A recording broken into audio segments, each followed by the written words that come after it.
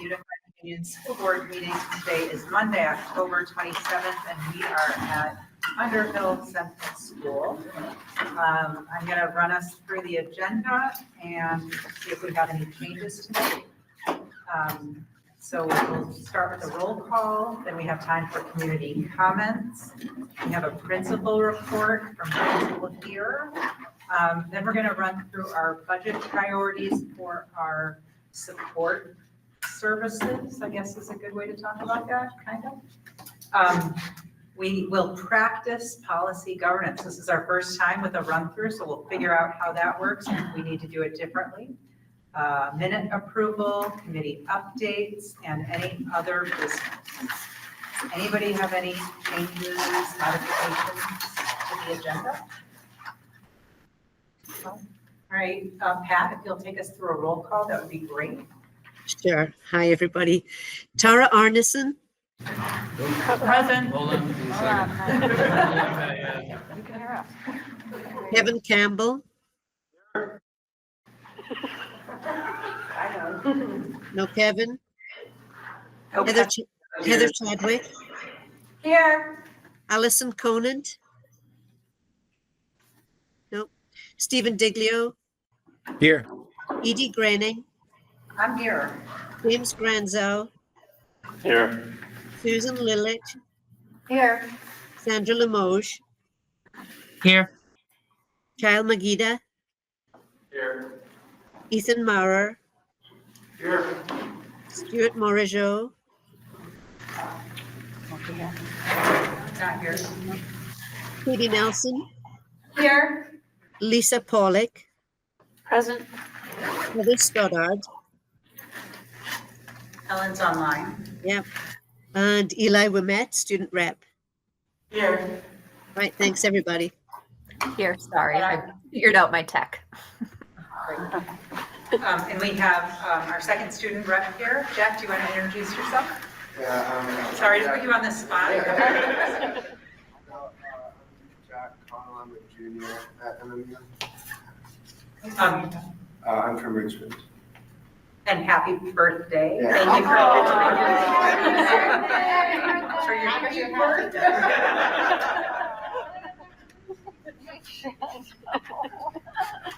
Thank you.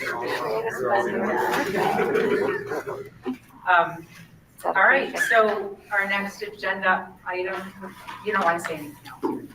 That's plenty. Okay. Our next agenda item is community comments. Community comments will be limited to no more than 5 minutes per person. The board requests that participants clearly state their name, place of residence, and topic of comment.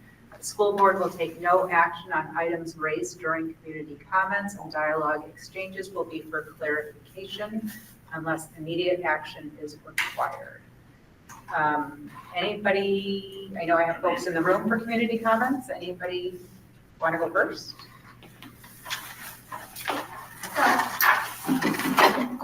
Thank you all for your leadership and your service. My name is Amanda Houston. I live in Jericho and I have a sixth grader at Brownsburg Middle School. I am also a member of a group called Reconnect. Reconnect is a group of families that, just for a little context, started organizing about a year and a half ago around the issue of smartphones and social media for kids. We started just as a group of 6 families, and we've grown now to have a mailing list of 148 MMU parents. We hosted 2 community forums last year, one at Brownsburg Middle School in the fall, and then another at Camel's Hump Middle School in the spring. Those events were really well attended and pretty compelling. We had doctors and teachers and students and folks from the Attorney General's office, a police officer, all talking about what they see in terms of the effects of smartphones and social media on kids. Our group is very excited about H480 Act 72 that bans student cell phone use in schools. Most of you probably know that there are about 26 states in the country that have some type of policy or ban on smartphones in schools, and we're very excited for Vermont to be a part of that movement. We're also very excited for that transition to go well. So we're here just wanting everyone to know that we're excited and want to be supportive, and thank you all for your roles in that. Great, thank you. I'm Andrea Parikh. I am an Underhill resident with two kiddos here at UCS. Go Bobcats. And I'm also part of Reconnect, and you're to tell you how excited we are. We are a group of families from kindergarten on up to high school, and we're so excited for our children to have the opportunity to have distractions at school. We are concerned about how it's going to be rolled out and implemented for students, parents, and staff, and we really want it to be not just something they're on board with, but something that they're excited about, such as we are, because it's going to benefit the students so much academically, socially, emotionally, and it'll foster the community cohesion that we all love about living here. So we would love to support the endeavor in any way we can. We have regular discussions at Deborah Rawson Library. We'd be open to tailoring it to your needs. If there are groups that are meeting, we'd love to be a part of it. We know that across the state, there are schools that have already done very successfully. So we're focusing on hyper locally right now, I am particularly, and I think on the podcast last week, Nora said, 5 towns, 1 heart, and I love that. I feel like that is really who we are at MMU. So, thank you. Reach out however we can help, please. Thank you. And then I'm Bud Vanna. I'm a parent of 3 kiddos at JES. We live in Jericho. I'm also a general pediatrician and child psychiatrist. And so sort of speaking, from the mental health standpoint, I'm so excited, that the implementation is sort of getting underway here for the school district. As a public mental health intervention, I think this is really important. We know that there's a connection between how much time kids spend on phones and devices and social media at school with cyberbullying. And then we know there's a really strong connection between cyberbullying and suicidal ideation, depression, anxiety, symptoms that we don't want for our children. And so, as I think both of my friends and colleagues have said, we're really excited to see this implementation go really well and really want to support it in whatever ways we can. I have some handouts, of pictures of what other schools have done to sort of implement cubbies that cost no more than like $50 a piece compared to like really fancy pouches and things like that. We have connections with other schools around the state and around the country that have done this implementation. And so if it would be helpful for anyone to have those connections, we're happy to try to make those introductions and sort of take from other stories of success about this implementation. And we're really, again, excited that the implementation has happened and want to be involved in whatever way we can. We have 148 people who we know read this newsletter that we send out monthly to quarterly. And I think there are a lot of parents who really want to support the community in doing this, which we know is going to be somewhat of a lift, but a really important one, I think, for the mental health of the children in the district. So thank you all for everything that you're doing and for supporting this process going forward. Anyone else with community comments? Anyone remote? All right, thank you, everyone. You're welcome to stay. You're welcome to head out, of course. Happy to have you here. Principal report. Dave, you're up. Can you introduce yourself? Sure. Dave Merlin. This is currently my 2nd year here at Underhill Central School. I was at Mount Mansfield in a different role, position there for 12 years prior. So I've been in the district now for 14 years. It's exciting actually to get a chance to kind of brag about what we have going on here. I tell everyone this is kind of a pretty unique and special place as soon as you walk through the front door. Our enrollment from a year ago is up 17 kids, so it's almost 15%. We were able to hire a new teacher last year to keep our average class size from being around 24, even though our 3rd and 4th grade classrooms each have 23 kids in them. we're allowed to keep it under that, under 20 per classroom, which is a nice size. We're not quite busting at the seams just yet. But looking at the census for UCS, it looks like we're going to have more kiddos coming in next year than we currently have in our kindergarten classrooms. We're losing a big number in 4th grade, so that'll help. But it doesn't look like our numbers and overall enrollment is going to change all that much, if anything, to go up. We had 14 new families, or 14 new kids moving into the town this year. Some right up the day before school started. But that's just, it's showing that there is a turnover happening in different pockets of the town. So I think that's a good sign for us here as we look at, where we want to go in the future. Looking at our data, which is what our teachers do every week during their PLCs. We've been looking a lot at our MTSS, so our multi-tiered systems of support, and how we deliver that instruction in the classroom at a tier 1 and tier 2 level. We have just over 70% of our students, K4, are either at or above grade level according to our beginning of the year assessment that we use as a district. And in math, that jumps to about 77%. So our goal at the end of last year was to get at least 80% in both of those areas. So we're well on our way, and it actually helps drive our instruction in what we do, whether that's small group instruction or intervention work moving forward throughout the year. The big focus we have this year is around SEL work again, and that sense of belonging. One of our continuous improvement goals for the district was around belonging and having every student here feel like they have a trusted adult in the building that they can go and talk to. We're giving a survey out next week, 2 weeks, beginning of November, to all K4 students. It looks a little different depending on the grade, but everyone has on the second sheet, it's a face or a paper with every staff member in the building, and the goal is to hopefully have them be able to identify 3 staff members that they feel safe to go to.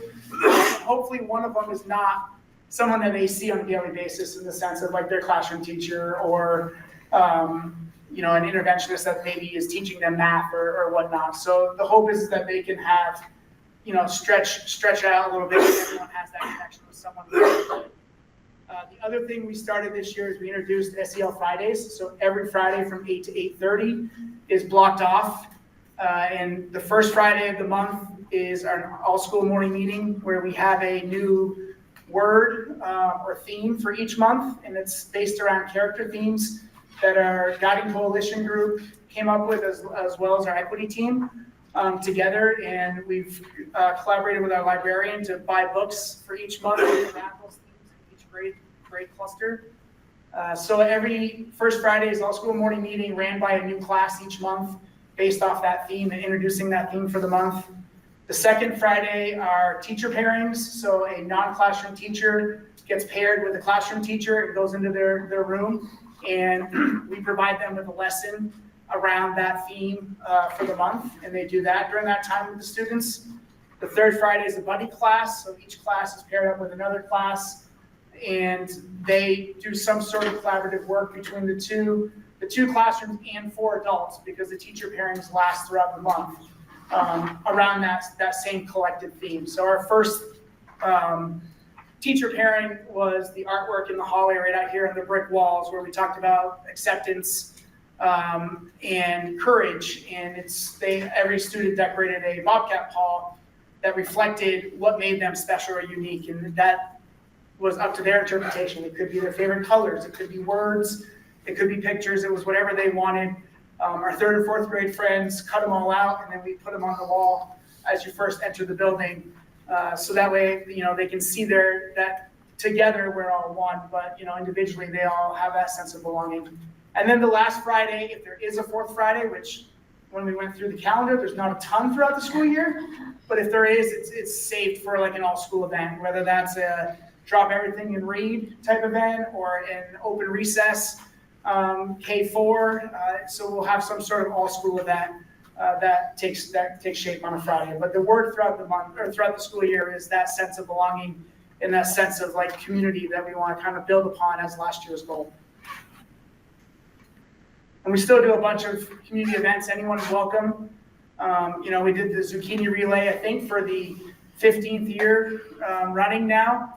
And, the zucchinis that get donated by the community keep getting bigger and bigger. And it's incredible to see. And I think this year's community, engagement was the largest it's been in quite some time. So, it's really cool. The kids were excited. We had kids picking them up at the end of the day and like walking down the hall, practicing before the actual event, relay race.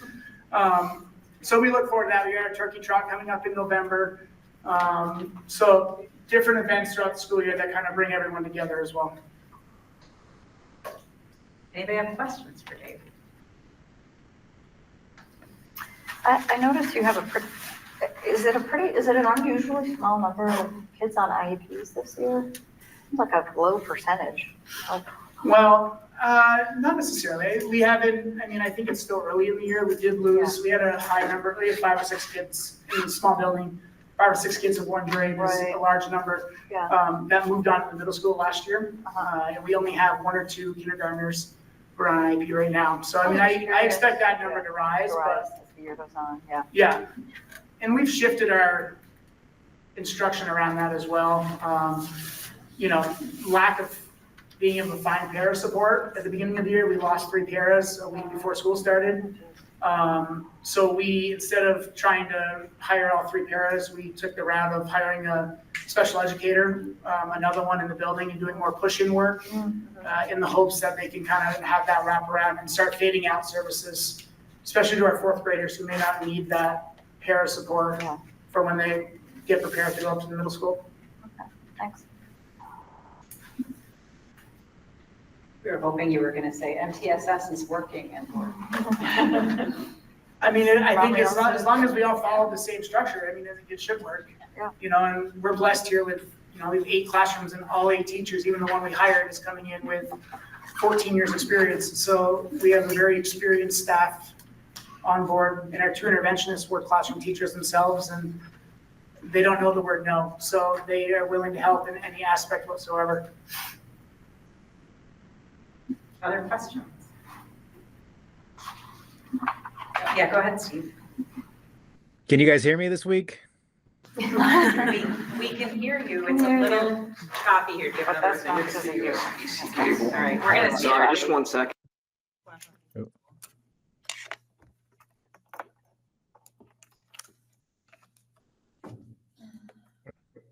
Turn off my camera. Whatever just happened, I don't know. but that was when we weren't even So connected. not Steve specific. Yeah, that was it's- from- Yeah. Yeah. Oh. Try again, Steve. Hi.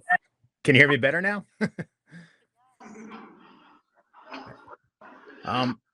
So I'm just going to talk and hope that you can hear me. But looking at this report, last week we got a monitoring report from John. That was great.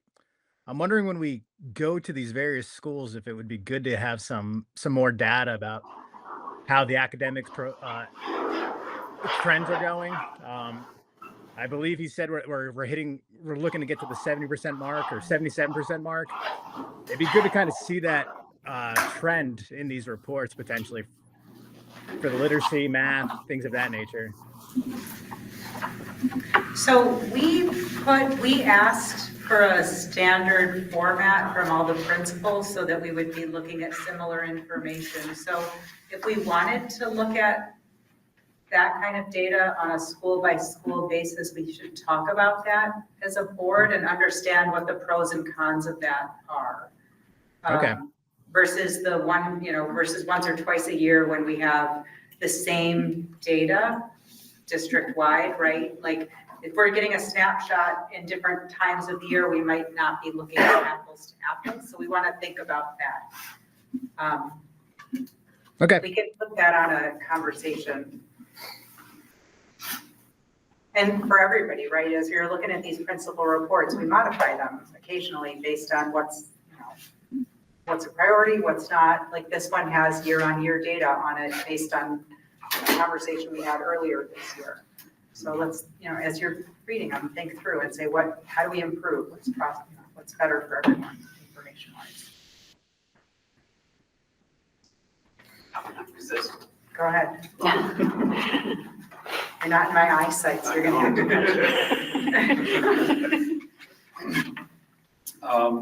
Yeah, so on the topic of improvement, in terms of your, like, when, as a board, we come here to hear directly about the students here, the teachers here, the facilities and all of that.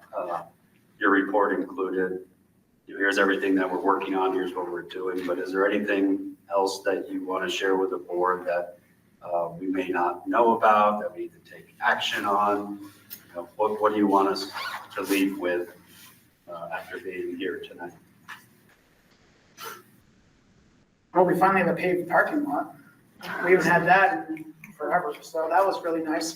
The big test though will be next year after the winter. To see how it does. But Still better beautiful. already. With all the rain Beautiful last now. week, it was awesome. We didn't have, you didn't get your shoes all dirty. It's a huge plus.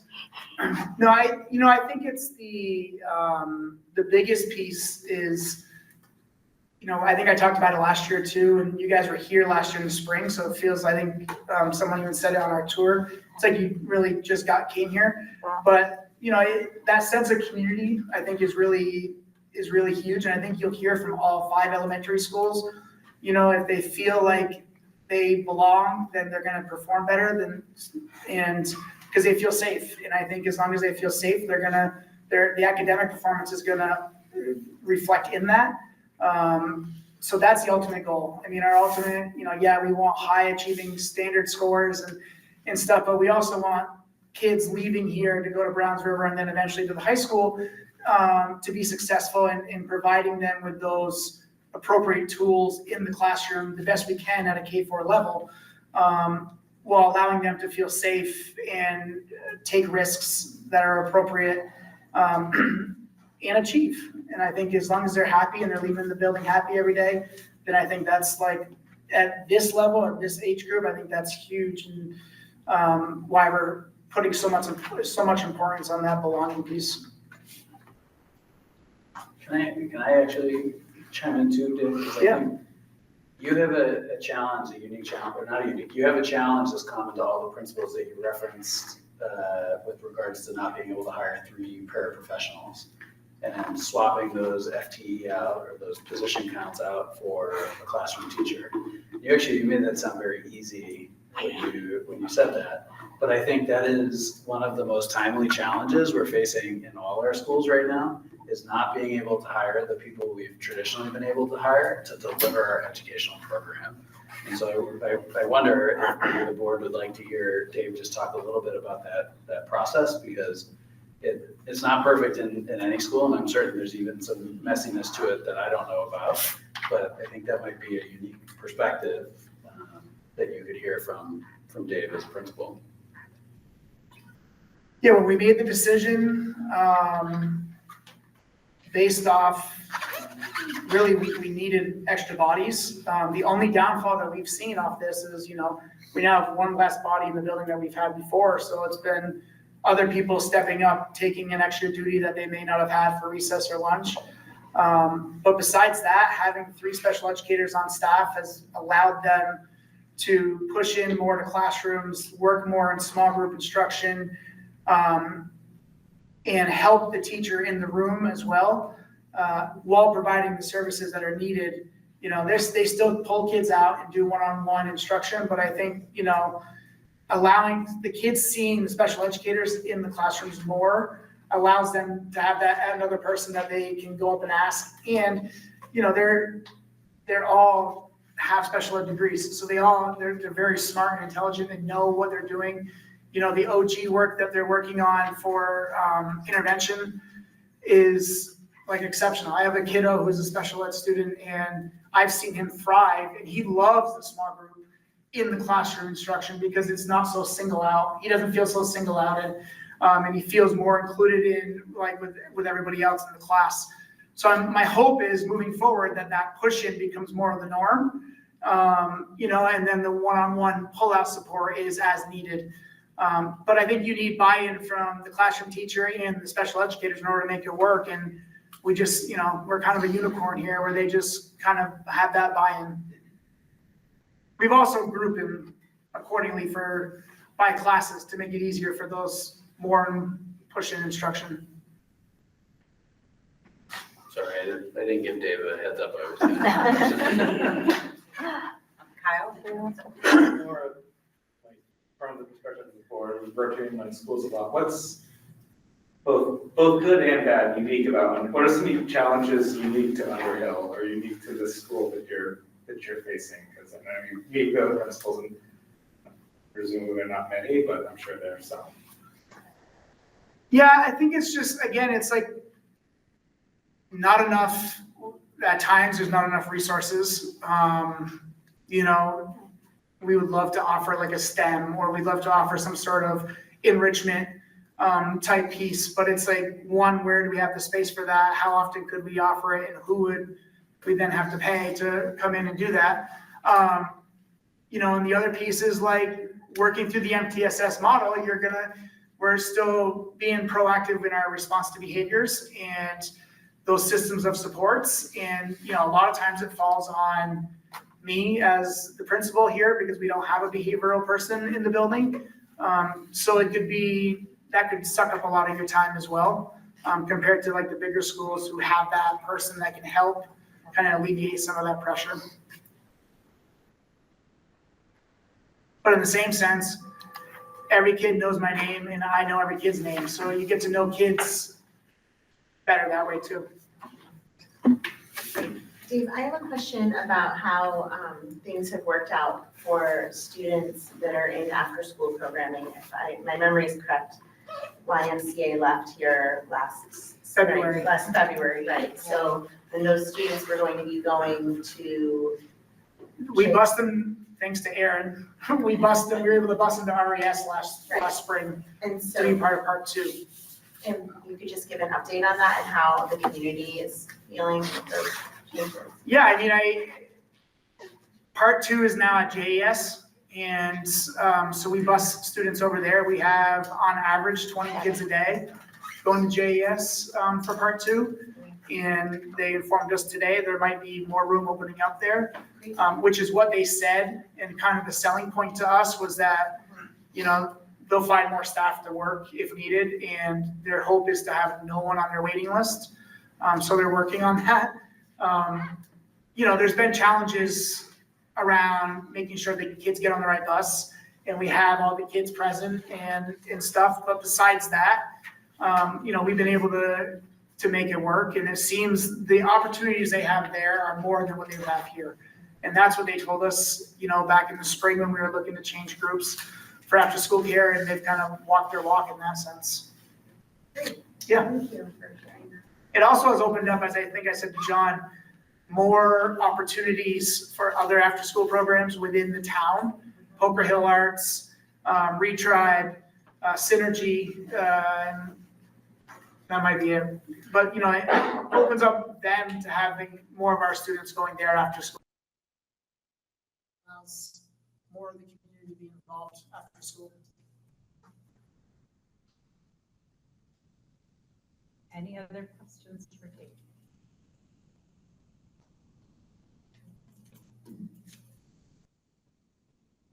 Your hand.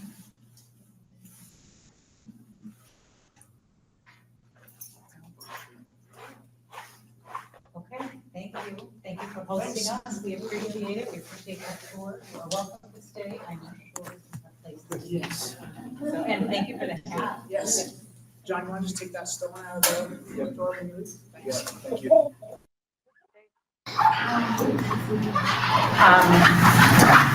So our next agenda item is our budget priorities and narratives. Do you want to set it up, or Nicole, do you want to set that up for us? Yes, I can give you the overview. So we have a mixture of people who are here in person, like Aaron. Can you just wave and say, if you haven't met Aaron yet, he's our transportation director and miracle worker and resident. So he's with us in the room. Jeff Wallace, Jeff Wave, he's on the screen in front of us right now. He's our tech director. Everybody knows Nicole, who's also dialing in. And then we knew Carol Kent, who's our school nutrition director, wasn't going to be able to make it. So I have information from her for your consideration. And at the last minute, actually, Phil Graff was not able to make it. So Nicole and I can give you his presentation as well. So maybe more of me and Nicole than you thought you were getting tonight. I apologize. For me. Can I get the preamble from the board perspective while we do this? Yeah. In case you're wondering, you probably figured it out by now, but for the couple of new board members where this is the first time through, what got us to this point was at some point during the budget process, we wanted to hear directly from the staff what things that they were working on that were going to contribute to the budget. So that when the budget came to us in December as a board, it wasn't the first time that we were hearing about the drivers at a rather detailed level. So this is an opportunity for us to have hopefully a conversation with the leaders, because this is the last time we're going to get to talk to them before the budget gets rolled up, and we don't want to be making changes at the last minute. And so this is the format that we've settled into, and it is definitely more, the more engaging, the better. But I don't think we have to ask questions just for the sake of asking questions. So historically, it has been more of a presentation, but it's for us to learn about what people see as things they need to work on that maybe weren't the way that they were in the past. And so it's our format, and if there's something that people think would work better, we can talk about that too, probably towards the end to see how it went. Thanks. Yeah. Perfect. And I'm going to ask Aaron, we'll go out of order, but I'm going to ask Aaron if he could go first. Is that okay? No, we have to stay in order. So Aaron, you want to come join us up at the table?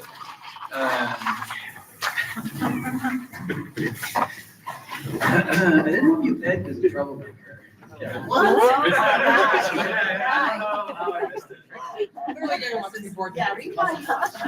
in my town, I feel like I have a little bit more. I was on my best behavior. First time I've seen four. Yes. We all make mistakes. So Aaron, you've got a sizable chunk here. Do you want to walk us through? Certainly, thank you. Many of our priorities are very similar from year to year. Maintaining a safe and reliable fleet of buses is always certainly a big task to make sure that we can have enough vehicles in the fleet and make sure that students can be transported safely. We're also looking at how can we make sure we're using the best technology with emissions. Every year the emission standards go up. We're also looking at alternative power for vehicles such as electric buses. That's been certainly a desire for quite some time, among the entire district and the board and the community members. So we did apply for a grant, and that is a leasing company that has a successful model here in Chittenden County. At South Burlington, for example, they have 4 buses that they're leasing. So we really like that model versus trying to own and operate our own with some of the pitfalls that have come with other districts. We were hopeful. We did move forward with the application being submitted on our behalf by Highland Electric. With the administration change, we understand that things are kind of on hold and we don't know when, haven't heard anything. I have been in contact with our administrator there. So we haven't heard anything new yet, but we certainly hope. We try to maintain at least a service life of about 10 years. It's about all our vehicles can handle, even with undercoating and body work and things like that. So we're trying to do the best that we can to keep all those aspects up to date. Filling vacancies with drivers and staff is certainly a challenge. We've rebounded fairly well after COVID when we lost some staff and things tightened up. We also had constricted, the number of bus routes that we needed at the time. Now we had to expand a little bit. One area, for example, is in Huntington. We have many of the regular families and riders that had returned to the buses. And so we had consolidated some routes and we had to add one bus back last year. So trying to maintain staff with some folks retiring.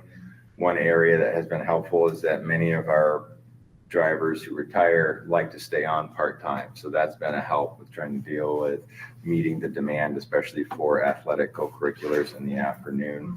We are still looking for a couple of full-time drivers, and we have a full-time mechanic position that's open. We have between our mechanics, we have 2 full-time mechanics now and 1 shop assistant, and farming out work. We've been able to get everything taken care of safely and meet our pull-out each day. Aaron, in case somebody watching wants to drive our buses, you can train them, right? We provide all the training by yours truly, and that also leads me into part of the staffing piece. I am hopeful that at some point in the future, as we continue to hire and bring more, continue to bring more staff who are experienced with transportation, to create a trainer position so I could hand some of that duty over. But it's certainly, it's an involved but rewarding aspect to it, because by virtue of that process, you also get to spend a lot of time with employees and instill your principles and teaching and things that are somewhat unique to school bus driving versus other professional driving positions. Even with public transit, which is my background, school bus transportation is a little bit more intimate and detailed than just opening up the door to anybody to get on the bus. So that's a piece there.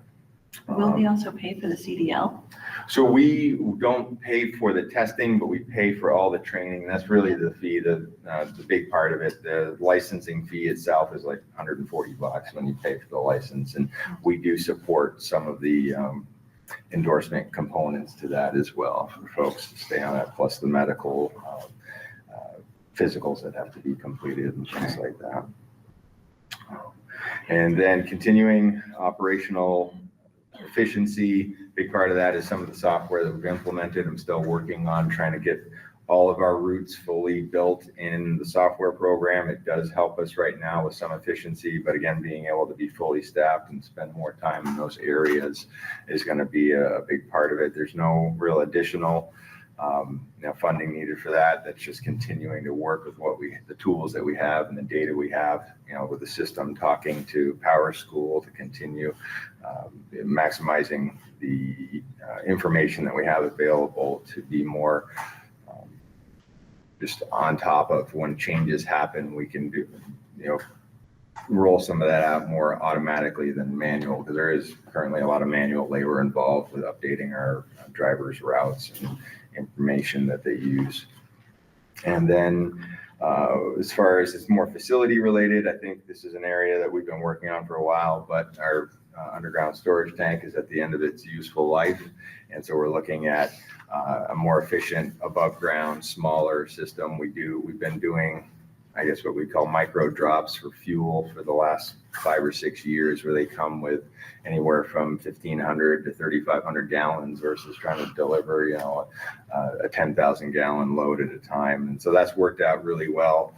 We also have a system that mixes in some chemical to treat the fuel and make it more efficient. And so that system is working well, being able to fuel vehicles on site, plus the idea of hopefully transitioning to some of our parking spaces to have power for when EVs finally come in, and we'll be able to continue to adapt. So someday we phase away from the fossil fuel side and be able to continue to phase in the alternative fuel side. And then just, reflecting previous years, some of it I've already, hit, but, staffing levels up and down. We're currently moving in the right direction with some more part-time drivers coming on, and then developing a trainer position and looking at the talent of those individuals that are coming into the department. And then again, I already spoke about the EPA grant. That's going to be just Christmas when it comes, I suppose. Anyone have questions for Aaron? What's the longevity of our drivers? Like, do we have a lot of turnover or is it? No, we don't have a lot of turnover. It's a great question. Thank you. We've got some drivers. I have one driver in particular that graduated MMU 30 some odd years ago and is still a driver here today. We have a driver who retired after 42 years and has stayed on to be a part-time bus driver. I would say since I landed here in 2017, we've probably hired 10 to 12 drivers that are still here, and maybe 2 or 3 that, had come. In some cases, there were part-time positions that people came and then phased out. But for the most part, I would say people, when they come and stay, unless they self-select out within the first year, because it's not for everybody, which doesn't happen often, I would say most are 5 years to 20 years. Thanks. You're welcome. What's the total staff level, the total number of drivers and mechanics? Altogether, including part-time, we're at 39. Full-time, we are at, my last count, I believe we were at right around 30 with mechanics, 28 to 30. It goes up and down a little bit, so depending on the month, but I think we're right around like 28 full-time and with mechanics, and then part-time, so we do have several sub-drivers as well. How many buses do we have in our fleet? We have 32 school buses, and then we have 3 minivans. 2 of them are Toyota Sienna Hybrid, and the third one is a Toyota Sienna Hybrid adaptive minivan, and that's actually a direction that we're looking at moving towards. We're getting more demand for transporting 5 or 6 students, students with disabilities that need the adaptive equipment. So that's another area that we're kind of looking at.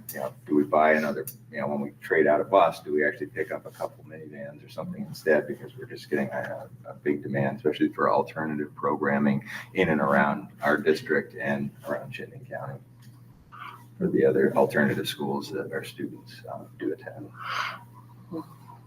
One of the questions that we get the most on the board about transportation is, why are we running so many empty buses around the district? Can you talk to that? Yeah, that's a great question, and I certainly have heard that as well. So the perception is everything, and I get it.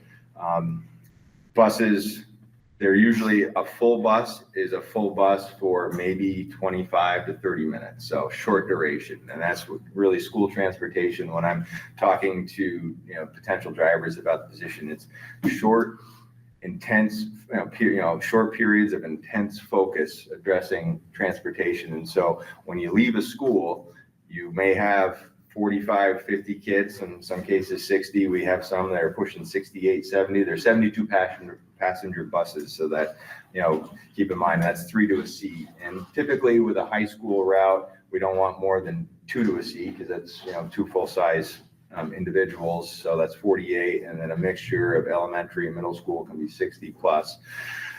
We want to efficiently get the students on safely and get them off as quickly, safely, and as efficiently as we can. So that's how we balance out our routes. So you'll see that in many cases, a bus route, if you're catching it either on the way to the school or within a 30-minute period or longer into its bus route, it's going to be maybe what appears to be almost empty. And also is that you can have a bus full of elementary kids and not see any one of them in the window. So that's another as well. I think of Poker Hill, for example, bus 3. I mean, that bus, in many cases, is leaving here with, especially with the part 2 that we're bringing over to Jericho, and then we also transfer some to go to the Richmond enrichment program that Brian Godfrey runs down there. We can have 65, 67 kids, between going from here to there, and then from Browns River on and Poker Hill. I mean, we used to have a whole nother bus route on there before COVID and staffing went down. So we've actually had a consolidated route happening for some time, and that bus route right up until halfway down Poker Hill Road is very, very full, and it's a lot to manage. And thankfully for drivers like Denise, who happens to be the driver on that route, it goes very well. But so short periods of intense, focus and time where you have, a full bus, but it empties out relatively quickly. And it's just a lot about what people can see. And Thank you. Other questions for Aaron? Oh, Helen has, go ahead, Helen. Hi, sorry that my video is not working. My tech guy is trying to get the kids to go to sleep. I'm just wondering about how the bus routes and acquisition of new vehicles and things like that will be impacted by Act 73 and how much sense it makes to make some big purchases before consolidation and all of those other considerations kind of come into play. That's a great question. I'm not really sure what that impact would be. John? Yeah, I can chime in on that. So the most honest answer is we don't know. But the reality is that when things start to go wrong on buses, we don't want to own them anymore, right? Like that becomes a huge liability for us out on the road, or even just having a bus sitting out of service. So that life cycle that Aaron was talking about earlier and keeping that in place is actually really important. And we're super lucky because we were about a year ahead of that life cycle, and that gave us the flexibility this year. We talked about when we authorized the reserve fund transfer. Part of our solution to fixing the budget hole this year was actually not to purchase buses. So that pushed us from 9 point whatever years we were to next year we'll be on that 10-year cycle fully. So the flexibility was great this year. It won't be great next year when we don't really have the choice, but we have to stick with it. Does that answer your question, Helen? Sorry. Yes, I think so. I think we're just not quite sure yet. We just have to wait and see. Is an accurate description, right? Steve? Sorry. He's had his hand up for a while. First, I'd like to just express my appreciation for the bus drivers who drive some of our routes. I live on top of the Bolton Valley Access Road, and I admire the bus drivers who are willing to take it on. I don't think I would have the courage to do it, but anyway, I just want to show my appreciation for that, and I'm sure your training is a big part of why our kids are safe. The other thing I wanted to talk about is just today, actually, I picked up the Williston Observer, and the Champlain Valley School District had 6 electric EV buses that came online, and they're having a lot of issues with them. This is their first year of service, and they experience a high rate of maintenance downtime. It's kind of destabilized the fleet, and they're rethinking that whole conversion right now, and they're looking to actually purchase more standard buses moving forward. And I think Barry had the same issue or a similar issue, the Barry School District, where their EV bus fleet, I think the company went bankrupt, so they couldn't replace any parts. So I just think we may want to talk to some of our neighboring districts about the problems they're facing before we commit too much to that conversion. Anyway, it was a report that came out in the Williston Observer. It was the 23rd, so just a couple days ago. And like I said, they have 6 buses that just came online. Then they're having high rate of maintenance and related downtime, which you're already stretched thin. I'm sure you're not going to want to. Yeah, you bring up a good point, Steve. Yeah, thank you. I have spoken with and visited South Burlington. I have spoken with CVU, and I've spoken with, Franklin Northwest, who had a really bad time with buses. So I've heard some of the, the good, the bad, and the ugly. Certainly CVU had a couple of different manufacturers. The first manufacturer, the Lion bus, I think I don't know if that's the company that's completely out of service now, but they had some really, bad, experience. And then speaking with South Burlington, using the Thomas bus, the Thomas Julie that they've been using with Highland, seemed to be, that was the direction that we were leaning in when we applied, because that seemed to be the best way to go, seeing how we would be leasing the bus. We wouldn't be responsible for dealing with any major failures with the buses. I will certainly continue to be in touch with Barry Russell at CVU about his experience with some of the new buses that they have. I have heard about downtime. Part of what the leasing company is supposed to do is continually maintain an optimization of its usage. And when you have the vehicle to grid program and you can sell back when the grid is in demand with parked buses, there's some aspects of that, but it is a balancing act. And we wouldn't want to, like right now, we applied for 2. And I think based on the number of vehicles in our fleet and our relatively tight spare ratio, we would want to make sure that we always have one conventional bus to back up an electric vehicle right now as a spare, just in case. So you make a very good point on that, and certainly the downtime can be a factor. Yeah, it was Gary Marquez was. I know he was the district operations chief, but they were Thomas built buses through the Highland program. So yeah, they're having a budget. They said Highland's been good. It's just that there's still been issues, Okay, good to know. Great, thank you. Ethan? Thank you. Thanks for the report. I think, the transportation piece is super tricky. One, I just want to really thank you for the above ground storage tank. I know that when you talked about replacing, it just didn't seem like it makes sense, and I'm glad that it's working. I think that, it's one thing to say, oh, don't do that, and it's another thing. Yeah, it should work well. That micro drop and just having, it seems like probably more fuel coming on site regularly as opposed to big drops. But that anticipation of a changeover at some point. I'm just going to throw out, Edie, did you have a meeting today with the task force? Was that Tomorrow. All day. So, I just was thinking about the BOCES model, and I think that could be something that we have to think about in terms of transportation and these districts. And I think a lot about the CDL training. Is there a model where there's a district-wide effort to train? You shouldn't be training. You need time to do all the other things. But is there a place in our conversations as changes start to happen? Is BOCES, Board of Cooperating Educational Services, is that? Boards of Cooperative Educational Services, yeah, transportation is one of the things that is typically in them. Seems like that would be a fit, right? As if we're talking with 8 different school districts just in Chittenden County, and I'm sure they're all facing the same transportation issues around drivers. And so my question is more what does the board need to be thinking about in terms of the challenges that you're facing with transportation, and how can we best be helpful to support, the safe, reliable, good transportation that we're all expecting? And I love that image of all those elementary school kids riding anything. It's a completely empty bus, but the bus door opens and they just pour out. Thank you. That's a great question.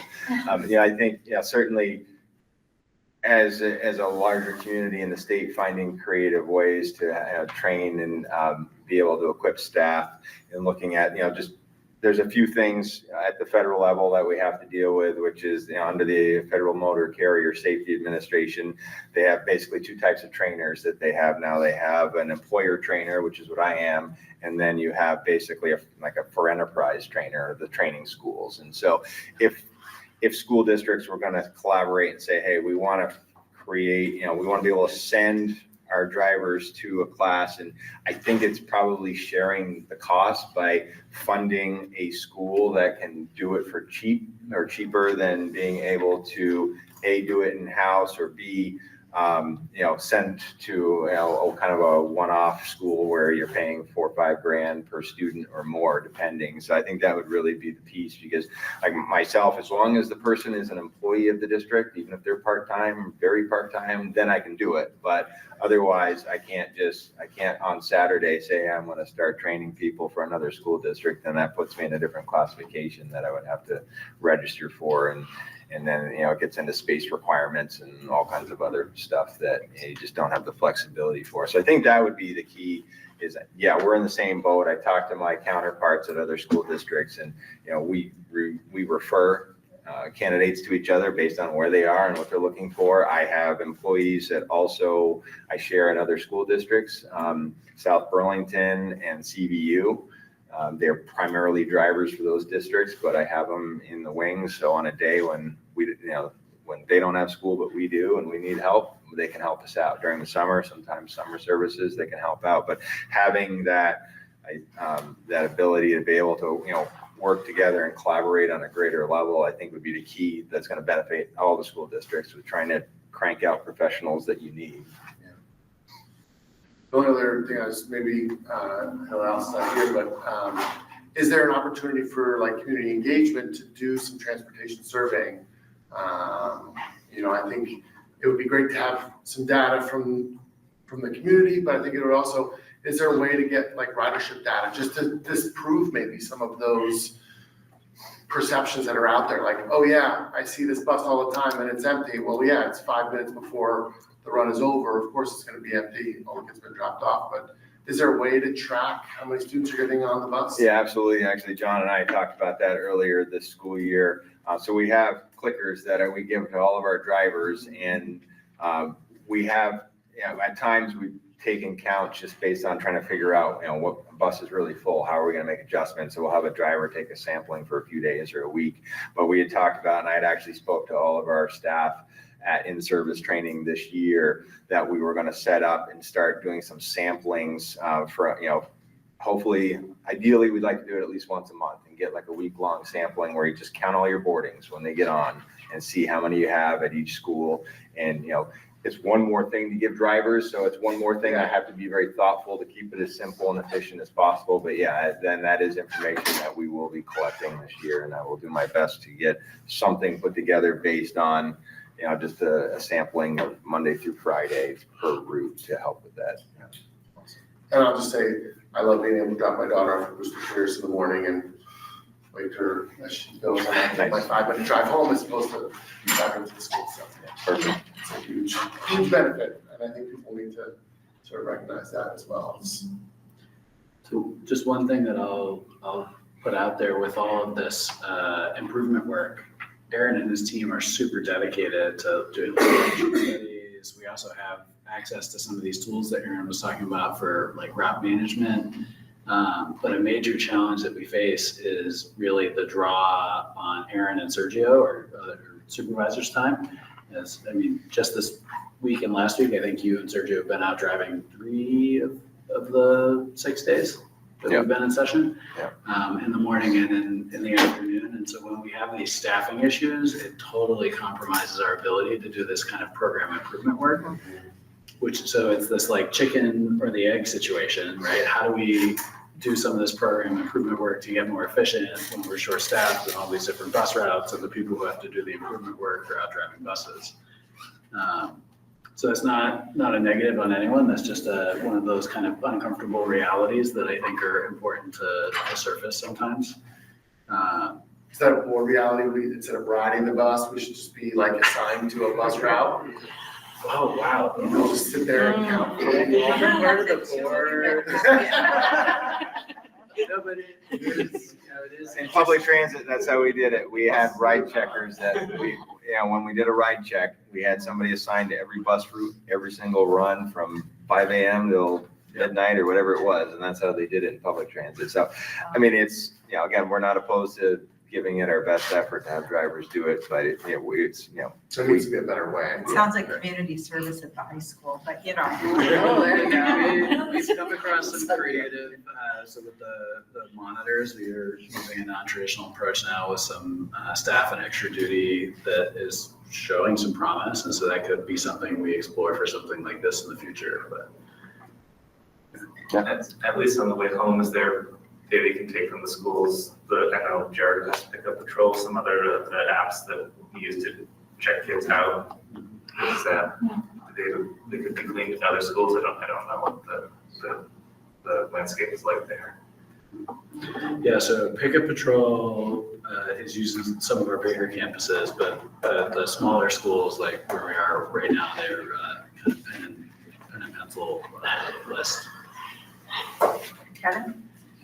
I've forgotten what I was going to ask. So too many questions.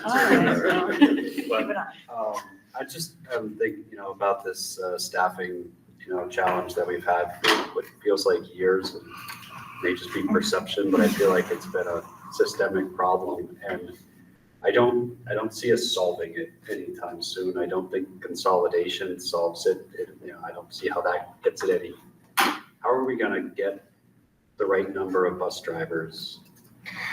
And the only answer I really have is that word of mouth is one of the best forms of advertising and just trying to talk up the experience. And we, thankfully, with Rebecca and her team and their efforts to help get the job postings out there, having those conversations, it's just constant brute force trying to just continue to get the opportunity out and interview. Thankfully, I have 3 drivers, starting 1 week, this week, next week, and the week after. So it's like, it's 2 steps forward, 1 step back at times, but it's just continuing to plow forward because I've also can think of 2 or 3 people that might retire in the next 1 to 3 years. I think, budget wise, now's the time to try to think creatively, and we've certainly had some issues come across the board recently that tie back to shortages, and I think now's the time,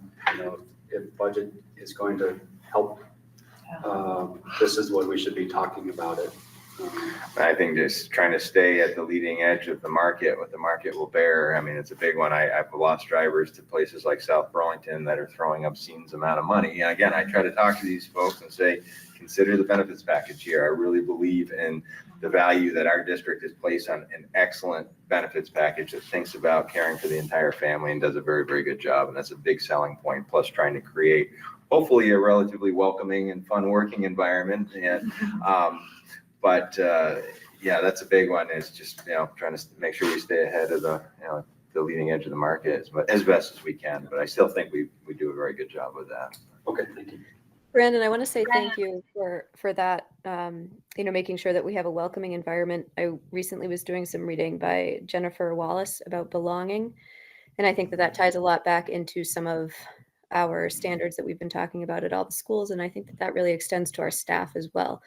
So if there's anything that we can do from the board perspective, or if there's something that I can do from co-chairing our pie, things like that to help with that, appreciation, feeling of belonging, and just kind of reaching out to your staff, please connect, and I'd be happy to do that.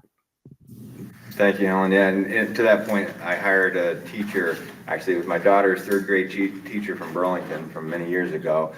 His name is Bob Abbey. So he's been with us for over a year now, and he implemented a fun between runs day. So on the early release days, we haven't done it every early release due to staffing, but he tries to coordinate a fun between runs and creating these team building things.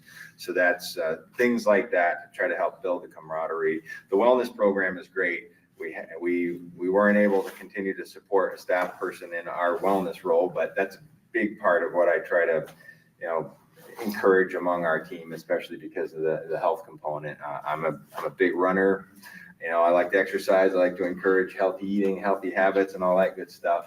But being able to do more of that and just finding ways to incentivize that, even in our small department, I welcome all involvement and encouragement there.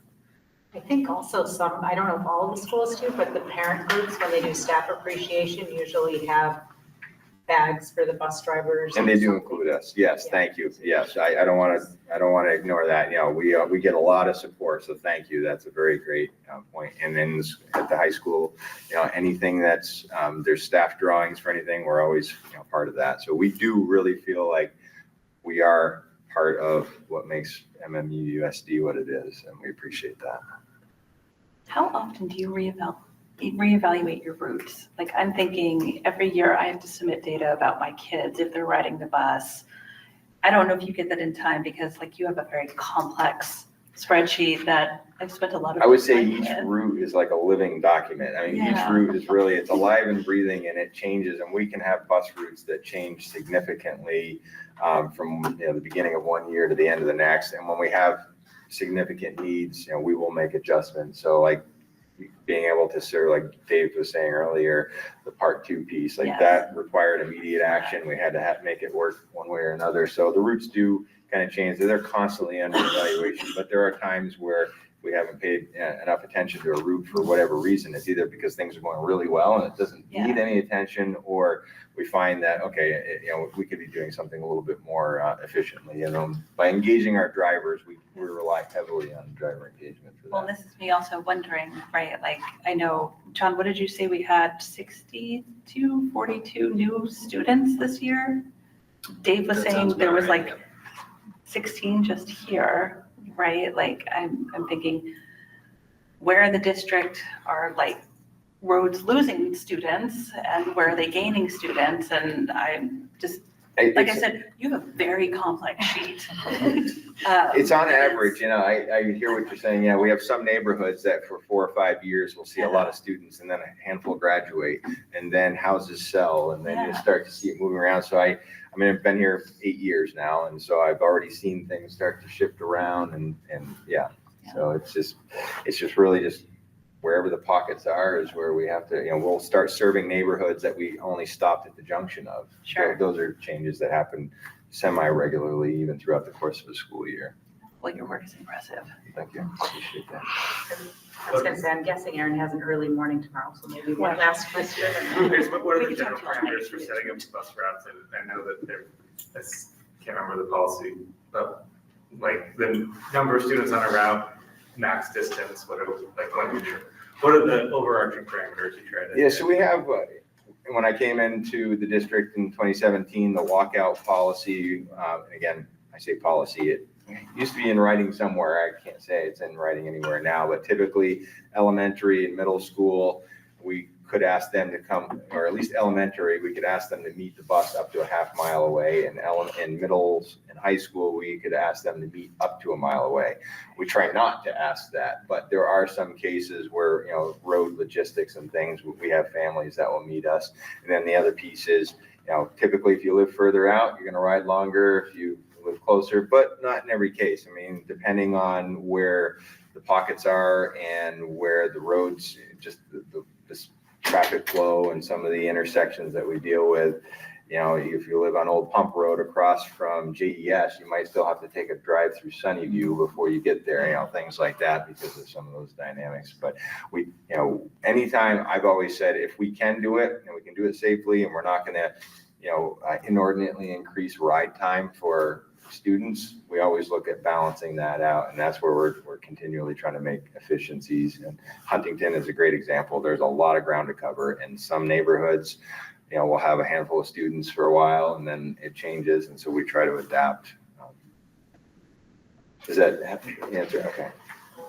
Let's ask that question of would you be willing to go to a hub spot for a bus pickup as opposed to having everybody picked up?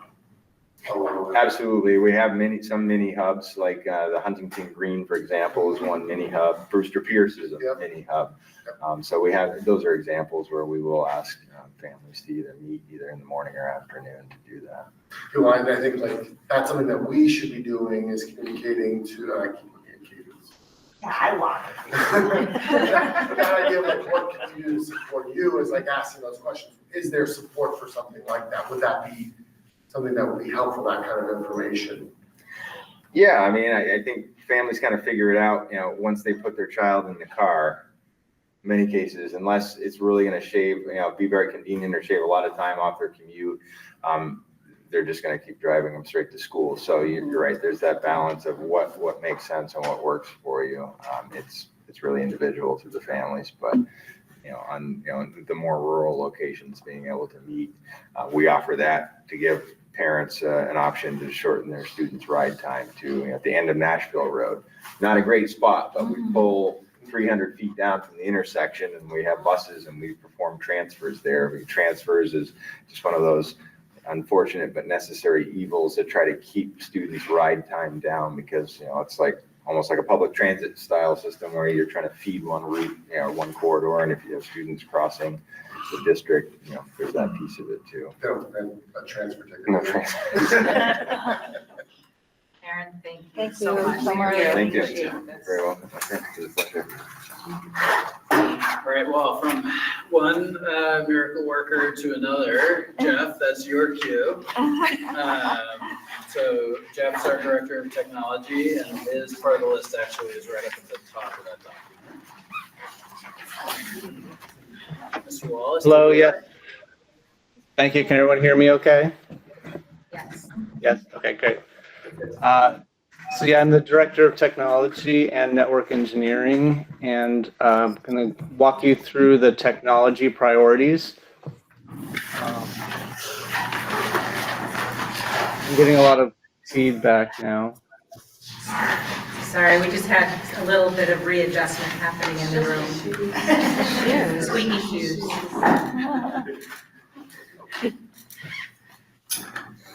Try that, otherwise we'll Okay, mute. better.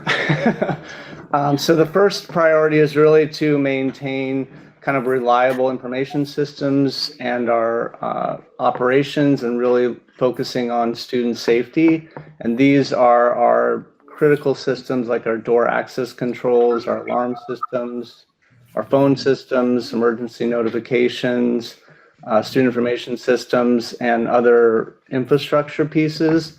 And really so focusing on, we have over the years maintained pretty good equipment and upgraded those. And so really for next year, maintaining our current budget expenditures for those. Again, just making sure that we can keep things being reliable, make sure our systems, communication systems are working well. Network reliability is a big part of that, and our internet access, and making sure that we have maintenance and contracts in place to kind of replace parts and maintain those. The next priority is really our student learning environments, and that's focusing on supporting students in learning with technology, and that's a whole myriad of things, including the operation side, but mostly, and also student learning. This is the technology investments, devices in classrooms, projectors, equipment, software, and then all the systems to kind of support those, support students. Again, this is really maintaining our current budget expenditures for next year. We pretty much focus on a sustainable technology budget, and that really means we don't, we focus on the number of students and the number of teachers for like our staff and student cycle out plans. So it's a consistent number that we can budget on year to year. So if our student enrollments go down, we can lower those budget amounts. And then, yeah, our annual software licenses for, our learning platforms, our educational applications, and then again, our operational software and systems, digital curriculum subscriptions and content licenses.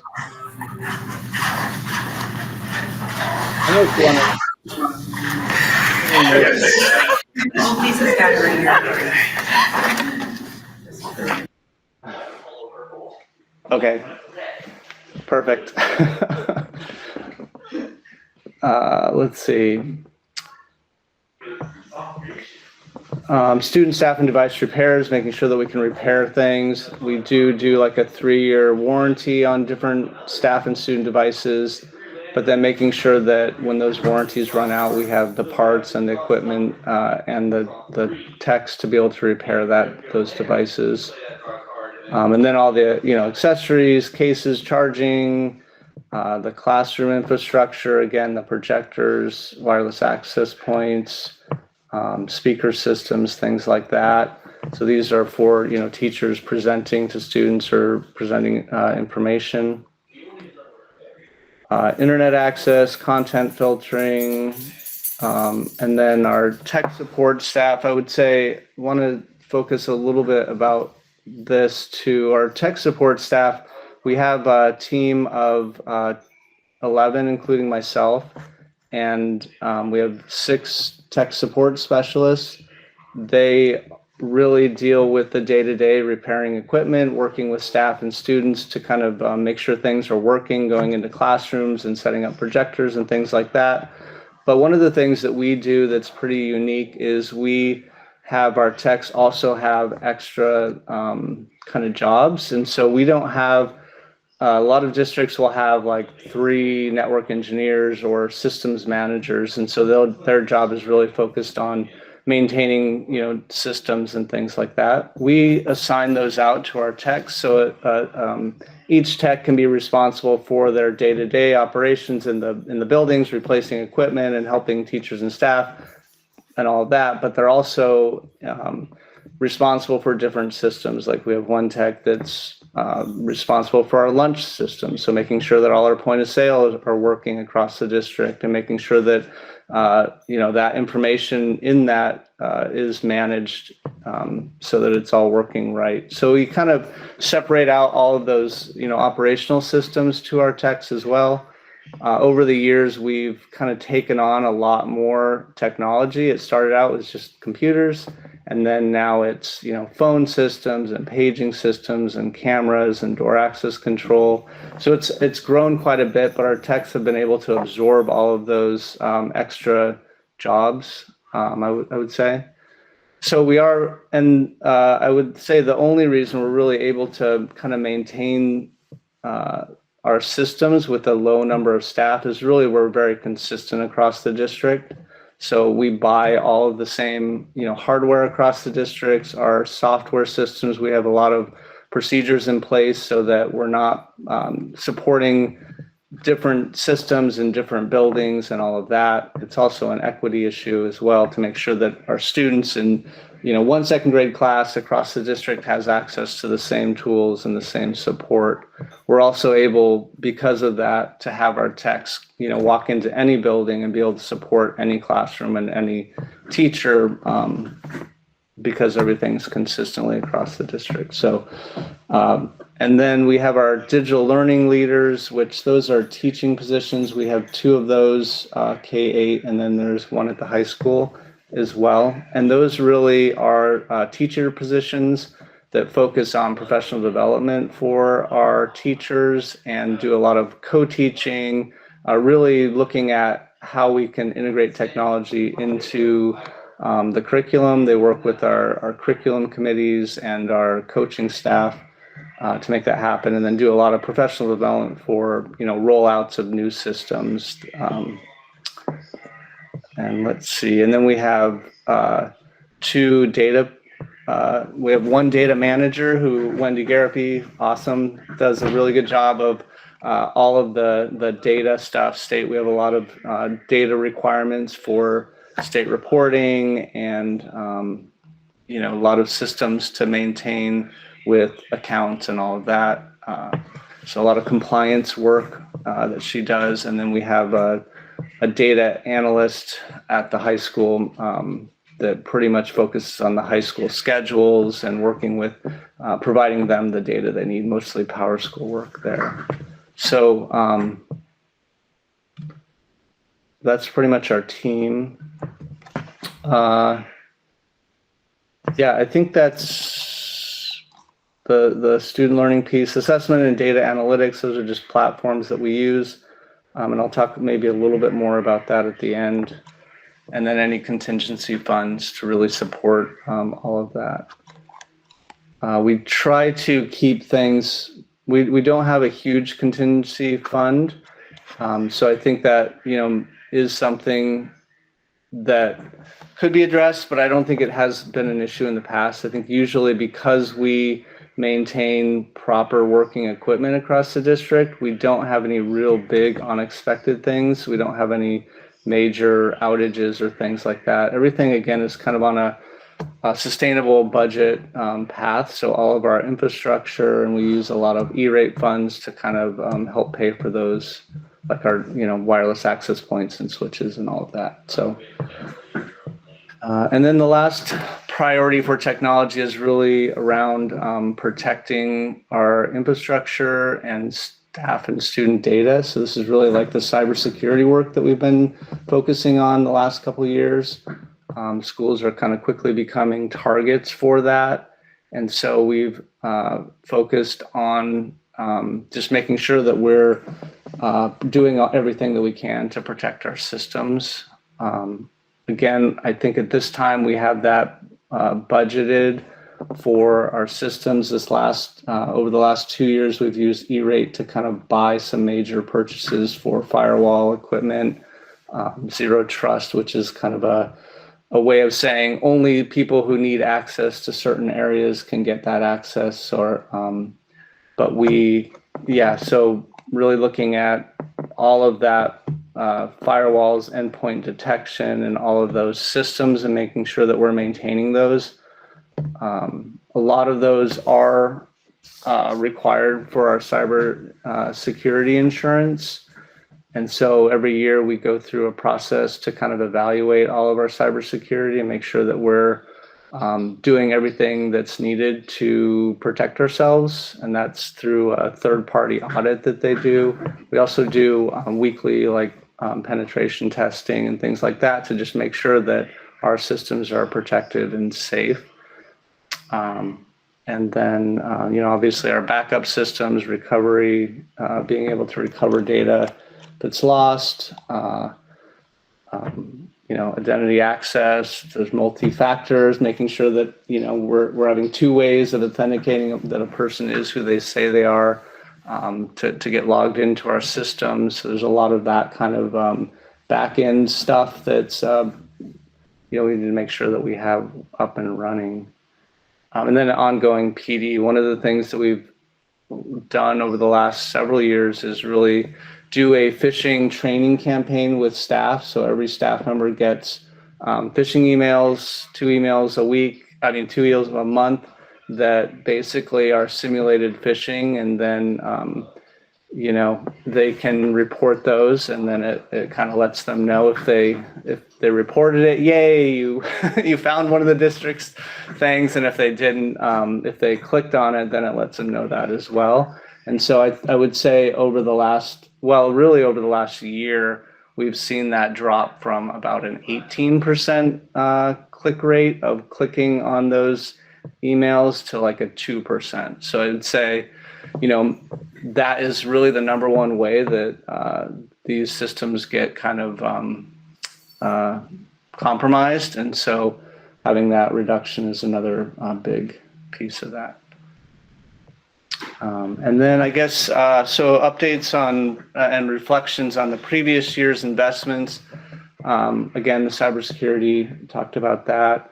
We have also rolled out some new systems, our employee evaluation system, which is really just keeping track of our evaluations for all the staff, putting that in electronic format rather than paper-based. So just trying to provide some efficiency for the district.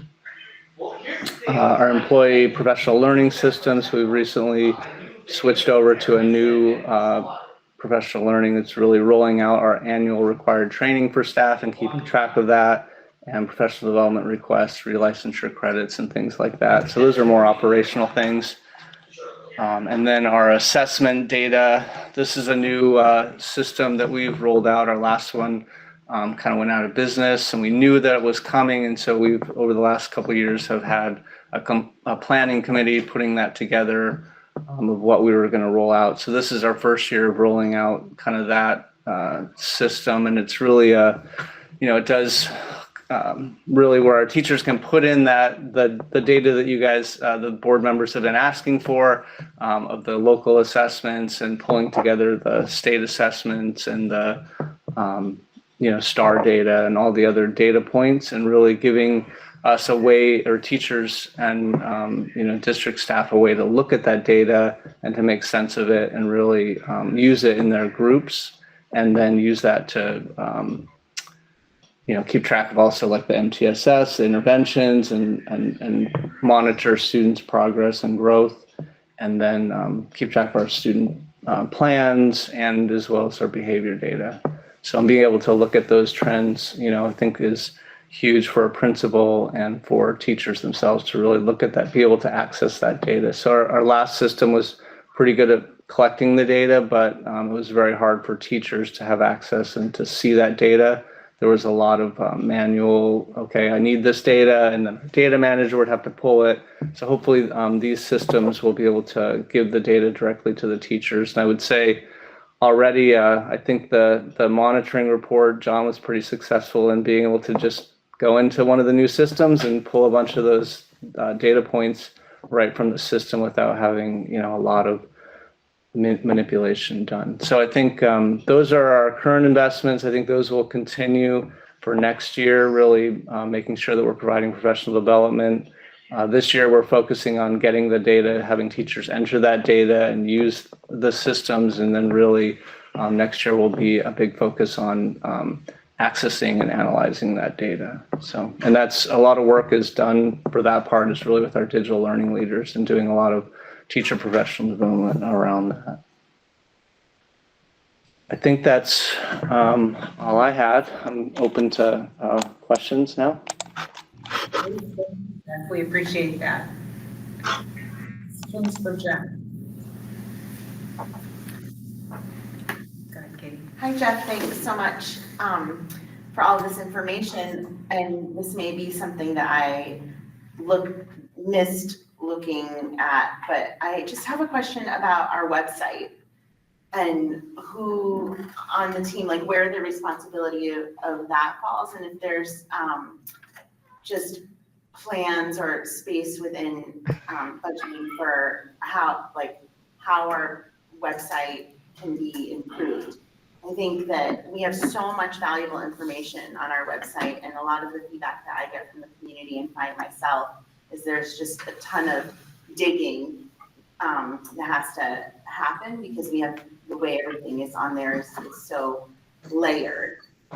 So I was just wondering if you could speak to that a little bit, and if it's not in the purview of this conversation, I understand that too. Yeah, I mean, I'd be happy to get that feedback and really dig into that and see what we can do to improve the website. I know we do have, like I said, one of our techs is responsible for kind of maintaining the website, but really, and a lot of that work is training the schools, and that sometimes is the admin assistants, and sometimes it's the principals or someone else on staff that kind of maintains, the rotating the pictures and the announcements and keeping things fresh. I don't think that's really a tech thing, but we do try to work with the schools on that. I know that is something that falls off when we have a lot of staff turnover at the schools, and administrative, position that's doing that work. And so I think, we do have Kelly that is happy to make those changes, but I don't think she's really looking at design changes. It's more like the day-to-day updates and all of that. I would say the high school has someone that does that, and Mike's works closely with them on that. And so theirs is a little more up to date. But that's certainly an area that we can focus on and look at. I would say that it would be good to get that direct feedback of what, how we can make it better. And maybe that is a bigger process to get to solicit that feedback. Thank you. Go ahead, Kevin. I have to. I wrote here under technology, Kevin. Oh. Yes, as well. Good thorough update. I don't remember exactly what you presented last year. It seems very similar. I think what I'm hearing is, it's a sustainable budget. We're going to continue to keep up, improve, and that kind of thing. But nothing popped out as different or new. And I'm sitting here thinking, how did you get through that 20-minute presentation without mentioning AI, and how perhaps you're going to have to tackle, governance and control of data, and a lot has changed in the last year, and I think in the next year from now, I don't know how you'll be able to just absorb where that's going. Maybe, but I don't know. I think that needs to be, you need to be in front of that a little bit. Also, I think the district is going to have a cell phone policy implemented I don't know how that's gonna be, impact your world, but I doubt it's gonna make your world any easier. So, I would have expected to see that, like addressing or incorporating that new policy into your priorities. And then something maybe just to poke at, and I'll be done, is why does our district need cybersecurity insurance when most of our insurance is covered at the state level? It seems like that's an area that we might be able to optimize and just get coverage across the state for that, like all other insurance that we have. Yeah, maybe Nicole can answer that better. It's really done through the VSBA program, so it's not that we're paying a premium on that directly, right, Nicole? I mean, I'm not entirely sure on that. I just know that they have specific things that they want to see us doing in order to continue to have that coverage. And so that's really what we're focused on. I mean, the premiums are something that the district does pay, and I think they're, depending on the controls we have in place, is the level of coverage we get. And so we are at the highest level of coverage based on our controls. And that's really the priority, is to stay there, is from what I was trying to convey. Yeah. Okay, I got it. So that makes more sense. I didn't realize that. I guess the question then would be to the state, who decides, whether or not schools need cyber insurance or not. It's a good VSBA question for VSBA VSBA. I'll be at next week. Because the jury's out. Like, This some week. organizations This have week. it, some just say, we're protected, we're not gonna pay. And I'll dig into that one for you. You're off the hook on that, Jeff. I'm gonna dig into that. Yeah, and to address, the cell phone policy, I think I would push back that's, yes, cell phones are technology, but it's not something that we're focusing on supporting students with using or not using devices. I really think that's a school issue, and how, there are technology solutions that we could put in place, and whether that's, cubbies or, bags or locks or things like that. I mean, that's something that we could look at to help with that issue. I think, I think for our district, we have had, most schools are not allowing students to have their phones in use anyway right now. So and from my understanding of talking to principals and John, is that, it hasn't been an issue as far as students pulling them out during class and things like that. Yeah. The part of it that I think might be something to consider is the social media aspect of the regulation. Not. I know I said cell phone, but it was the and that I didn't mention. Like, potentially, we may need to buy different platforms to meet those requirements. Yeah. I don't know. Yeah, I think that to address that, we do have, again, if you look in the communication for system for kind of a replacement for a social media type platform is the My Power Hub, which is part of our communication software. And so that is kind of the direct communication with families that is an audited social media kind of replacement. And so that's really one of the things that we are focusing on. As far as a platform for, blocking social media, I think we have that in place. And, it'd just be a matter of making that decision of turning that on or off. And with, a few clicks, that would hopefully be solved. So I don't think that's, it's something that, and I would say it's definitely something we're looking at, but not something that would be a huge influence on the budget. I would just, Jeff, if I can add to that, I think with many of these things you've mentioned, we're actually in a good position to continue reaping the benefits of the investments we've made for a couple of years now. the data platform, the professional learning platform, the evaluation platform. Those are things that are still at the very beginning of the adoption period. And through the purchase of the package of those things, we thankfully got access to something like My Power Hub, which we're only just growing into now as a communications platform. So I think in terms of purchases, I should like knock on wood, I think we're okay. And then also, just like meeting with someone, I kept calling it the wrong thing, and now I'm gonna call it the wrong thing. The sports version of My Power Hub, it's not Sports Zone, that's what they were calling it. Sports U, thank you, yes, like, so that's already in place right now in place of social media, so I think that the platforms are there. Thanks for saying that. Yes, that's all. Yeah, and I would say, Kevin, I'm glad to talk to, I can talk to the board completely about AI. We do have a number of things, initiatives in place that looking at AI. The high school has an AI committee that's been using AI and looking at it. We have, I would say at the middle schools as well, we're looking at AI. I would, and on both sides of it, either using it for education and making sure that students are not using it to, create their work. We do have some platforms in place.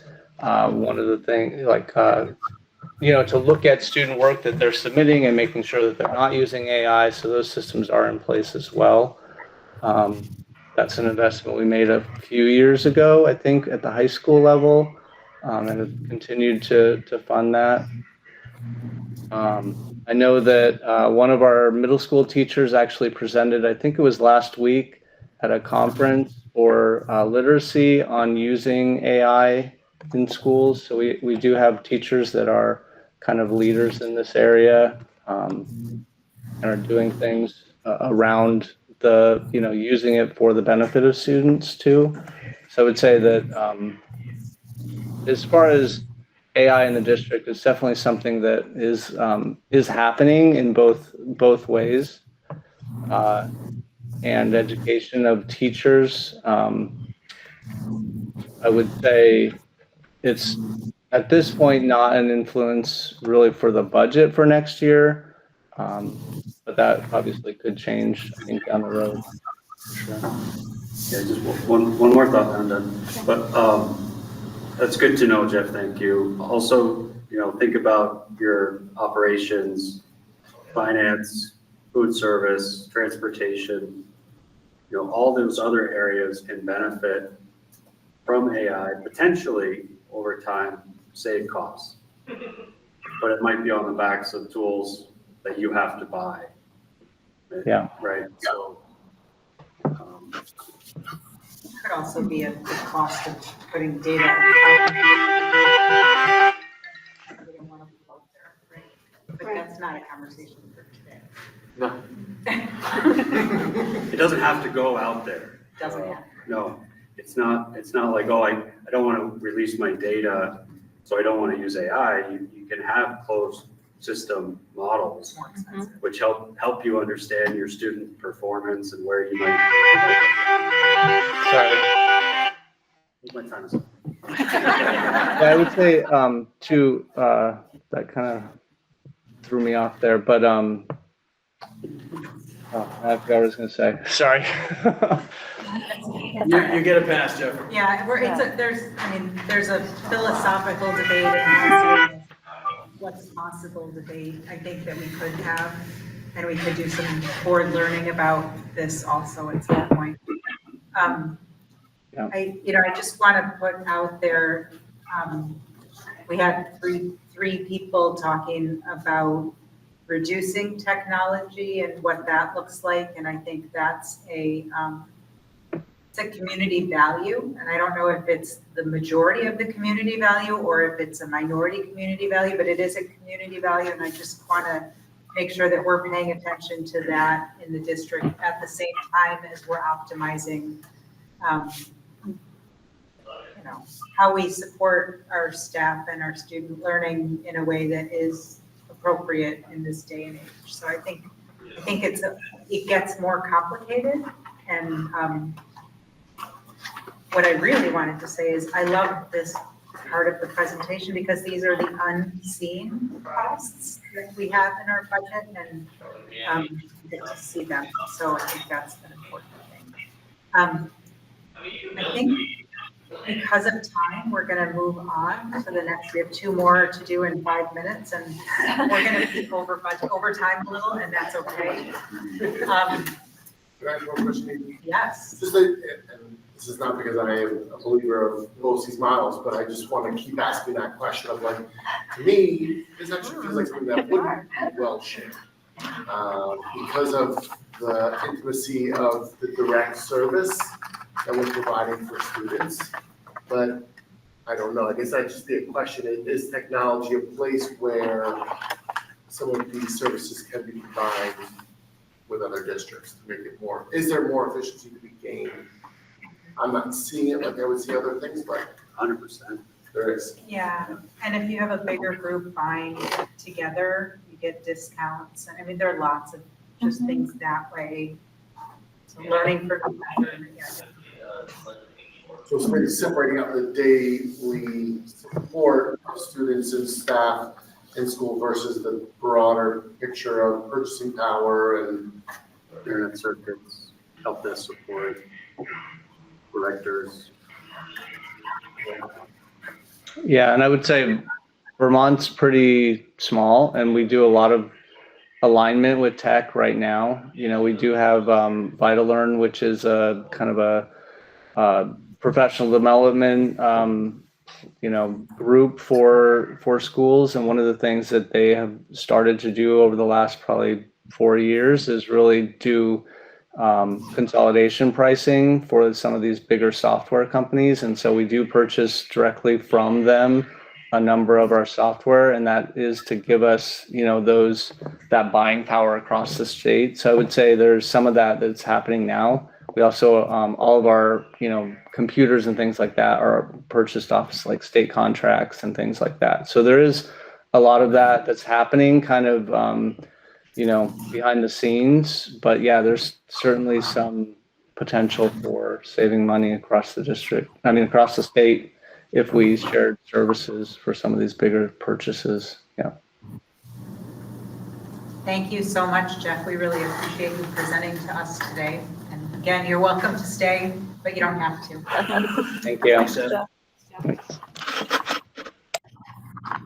All right, I get to live out my dream of being in school nutrition. Because we are coconut macaroons. Yeah, yes. So Carol dropped off a note for me to share with you all. She's really upset that she can't be here.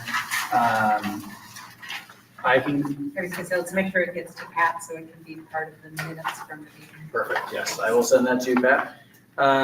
The big picture here is similar to what you heard with transportation.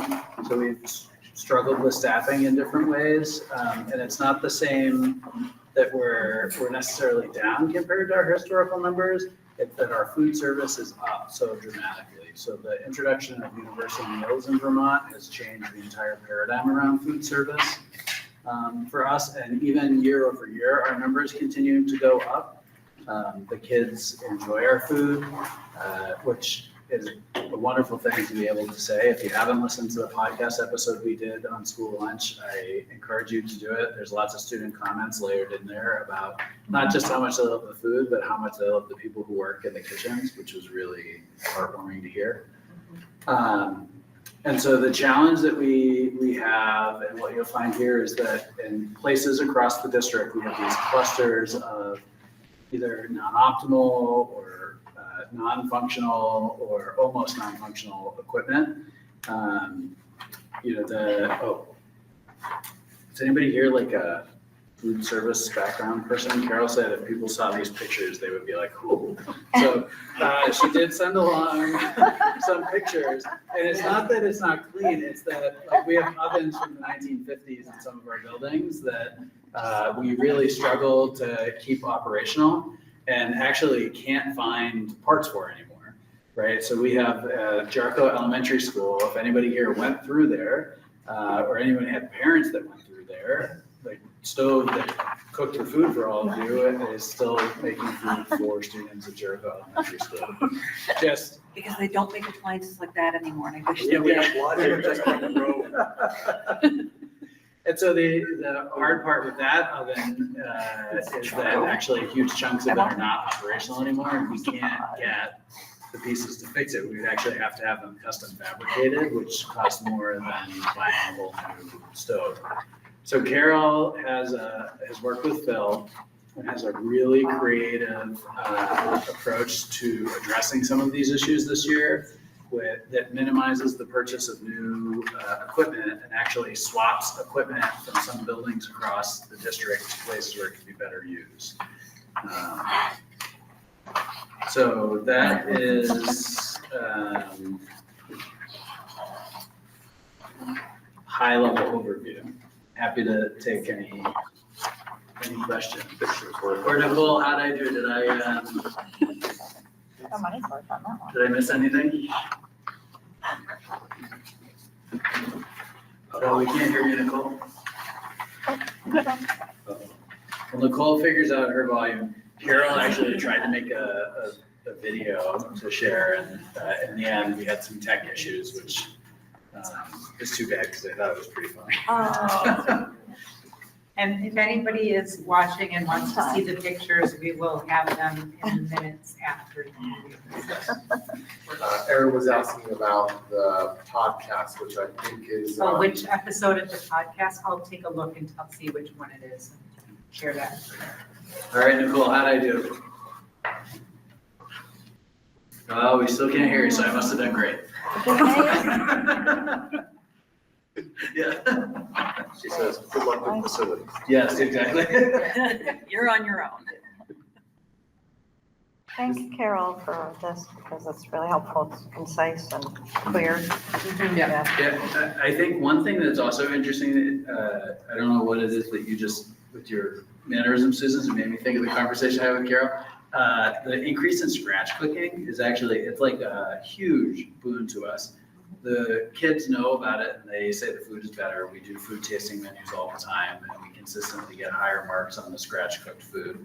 It's more nutritious, it's got less processed ingredients in it. And it also costs us less, right? So it's like a triple benefit when we can do it. And so some of these changes will actually enable more scratch cooking. So thank you for your motion that jogged my memory.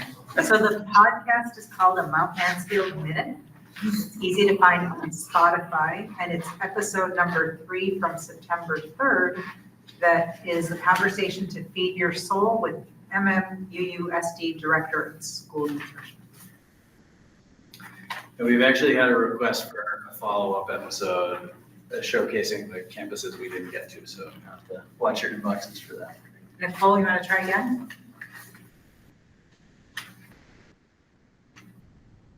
Now your mute button's on. But it is so- showing. Yeah. Before it wasn't showing. It's saying you're muted. Okay, that went any better now. John, just one quick thing. Seldomly some state child nutrition grant that Carol is regularly applying for. They're very small dollars and it help us to replace the dishwasher. Yes, it was in really all, but she's regularly looking for opportunities for grant opportunities.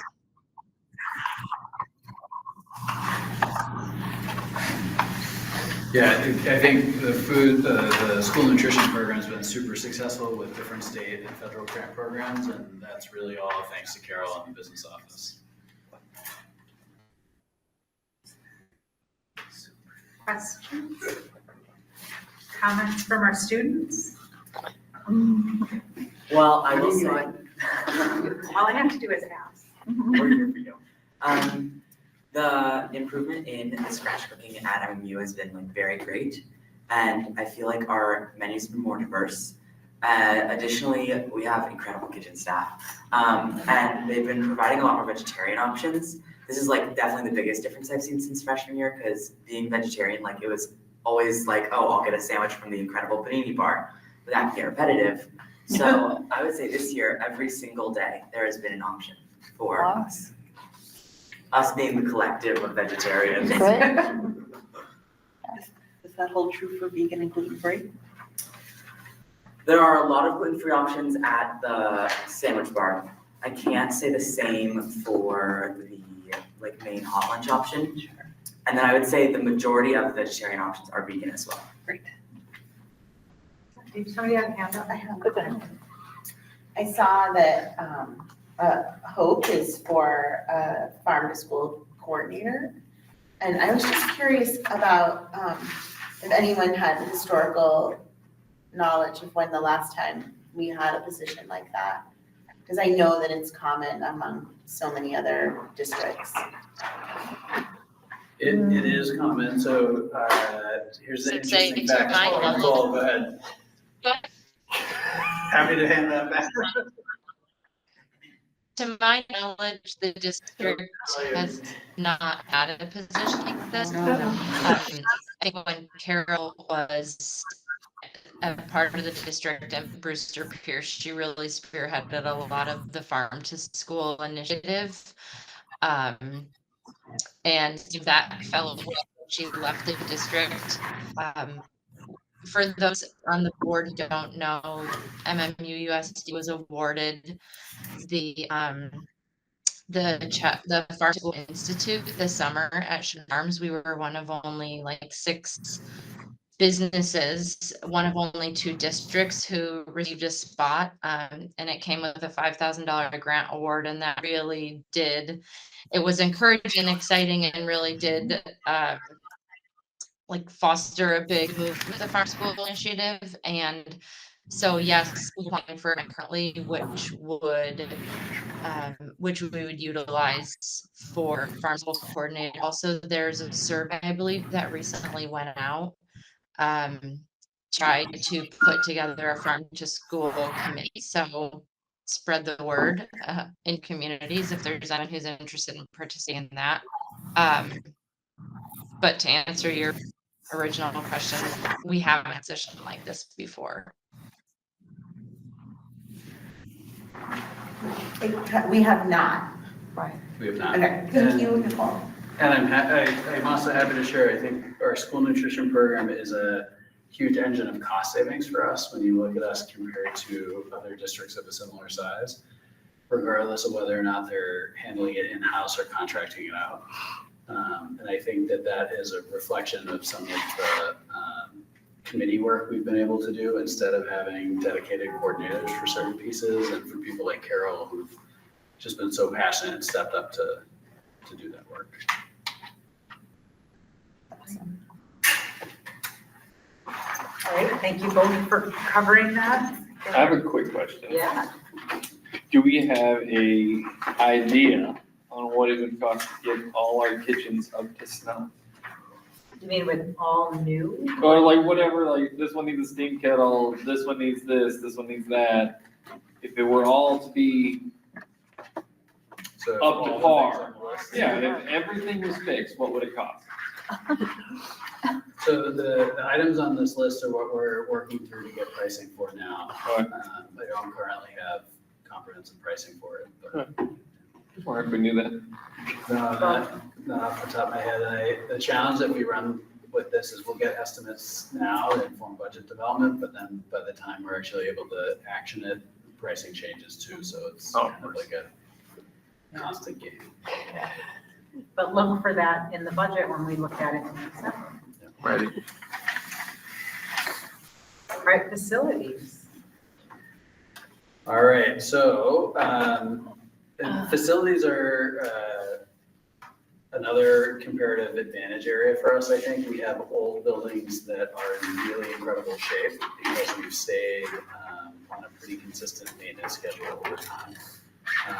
And also we have, similar to Carol and her team's work, we have facility staff that are able to do a lot of work at a comparatively low amount of financial outlay. So an example from this past year is at the high school, we were able to buy the old unit ventilators from Burlington High School and from some renovated buildings in Barry, I think, if I'm So we were able to buy unit ventilators from there because ours were all end of life and starting to fail. And we were then able to use the expertise we have on our internal team to replace about half of them before we had to contract out to finish the job before the school year started. So that was done at a substantially lower price than the estimate that we had gotten to replace them. So we've done some great work in this area. Phil and his team have also done some great work on chunking projects out over time. So the floor example, the epoxy floors at the high school is an example of that. The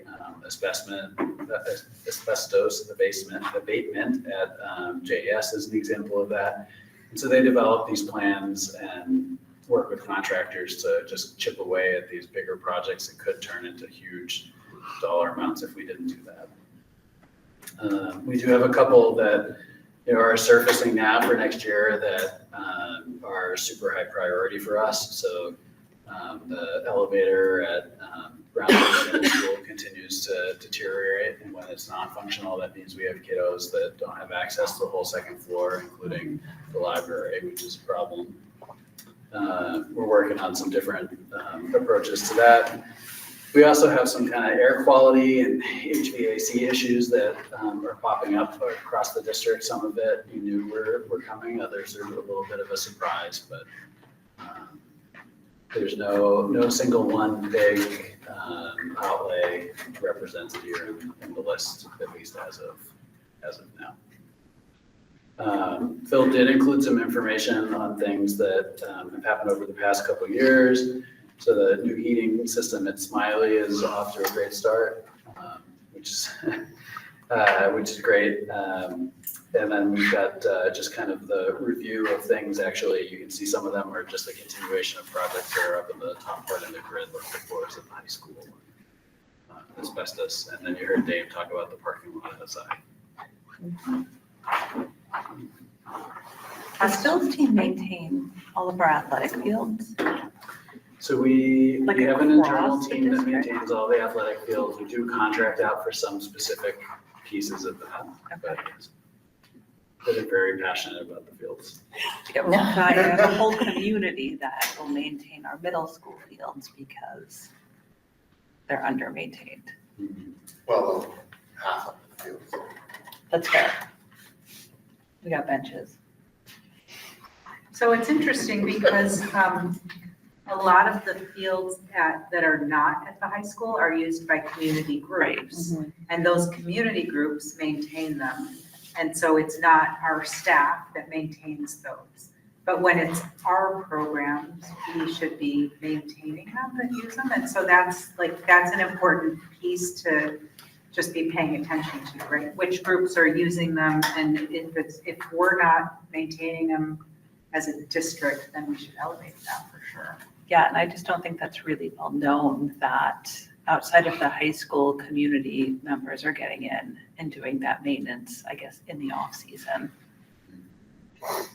But I think who's using the field, right? So is it the local football program that is over at the elementary school at Adjourn Elementary, and they're using the fields there, right? Or is it the baseball or softball team at the school that's using the field, and two-thirds of the time it's a community group that's using it, and 1/3 it's the school group, and who's like I said, off season. Yeah. I think there could be an equity piece around that though, because it becomes what is the popular sport or gender, and a community group might maintain something that is school facilities, but then on the other side, right, I'll use baseball and softball as an example, baseball field gets way more attention than the girls softball field does. And it's because there's a community group that is invested in that, but is that necessarily fair? Yeah, this is a perennial issue for communities and school districts, and a lot of districts have solved this by taking on all the maintenance and then just charging for use, but that creates other inequities in the community as well. And so there's no 100% right answer that I think anybody has found as of yet. unlimited dollars. Right. Other questions? I have two that I wrote down. Yeah, go ahead. I was thinking about HVAC as an interesting dilemma. And again, my theme of the night is this, like is there enough work in our district alone to have HVAC dedicated staff, or is there opportunities to be looking? I mean, clearly Burlington High School won't need a lot of maintenance. They're going to need a lot of, startup. But are other schools looking for people that fill that role? HVAC specifically, I feel like that's it's like you need the custodians, you need the facility staff that are there day to day, but is HVAC one of those that? Yeah, so and this is, I wish Phil was here because he would have the exact specialty. So we have 3 full-time maintenance-focused staff members, and none of them are dedicated to any one task. So there's no HVAC, technician. But what Phil and his team have done is hire people that all have different specialties, right? And so I can't remember, maybe Nicole will know, but I think it might be Phil that has the HVAC background, right? One of them has a flooring background, the other one's a carpentry background. And so they take lead on different projects, and when they get to a big project, like actually at the high school today, they had one of these unit ventilators that was malfunctioning, and I saw all 3 of them kind of pulling it apart, and Phil was explaining like, no, pull this, do that, right? And so by having that knowledge today, just in talking with Phil, he's like, we saved probably about $2,000 in a service call because we didn't have any of the service fees related to the call, but then we didn't need any of the expertise or parts or anything. Like we were able to do it all in-house. And so that small team having multiple specialties gives us a lot of flexibility like that. Except for when someone's not there or sick or retires or 100%, yeah. You don't have any redundancy built in there. It's very person dependent. Yes.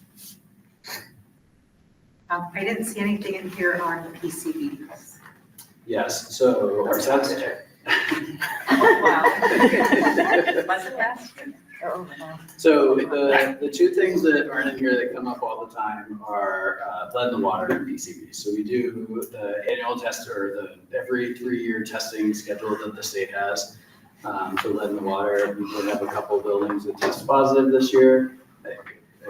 I shared with, I think, Edie and Tara earlier because I was super frustrated because we often get these letters from the state, like, we haven't gotten your sample, and then congratulations, you've passed, like all of the time, right? So most of the water supplies test fine. When we find ones that pop up, we address them.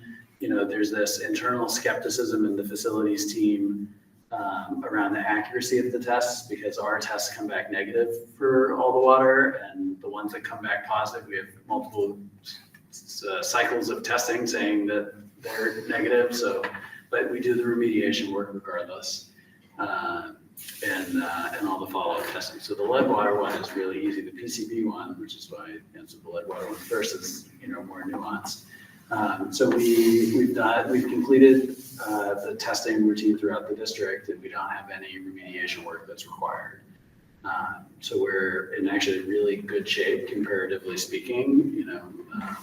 My heart goes out to the schools that have really been disrupted because of this work.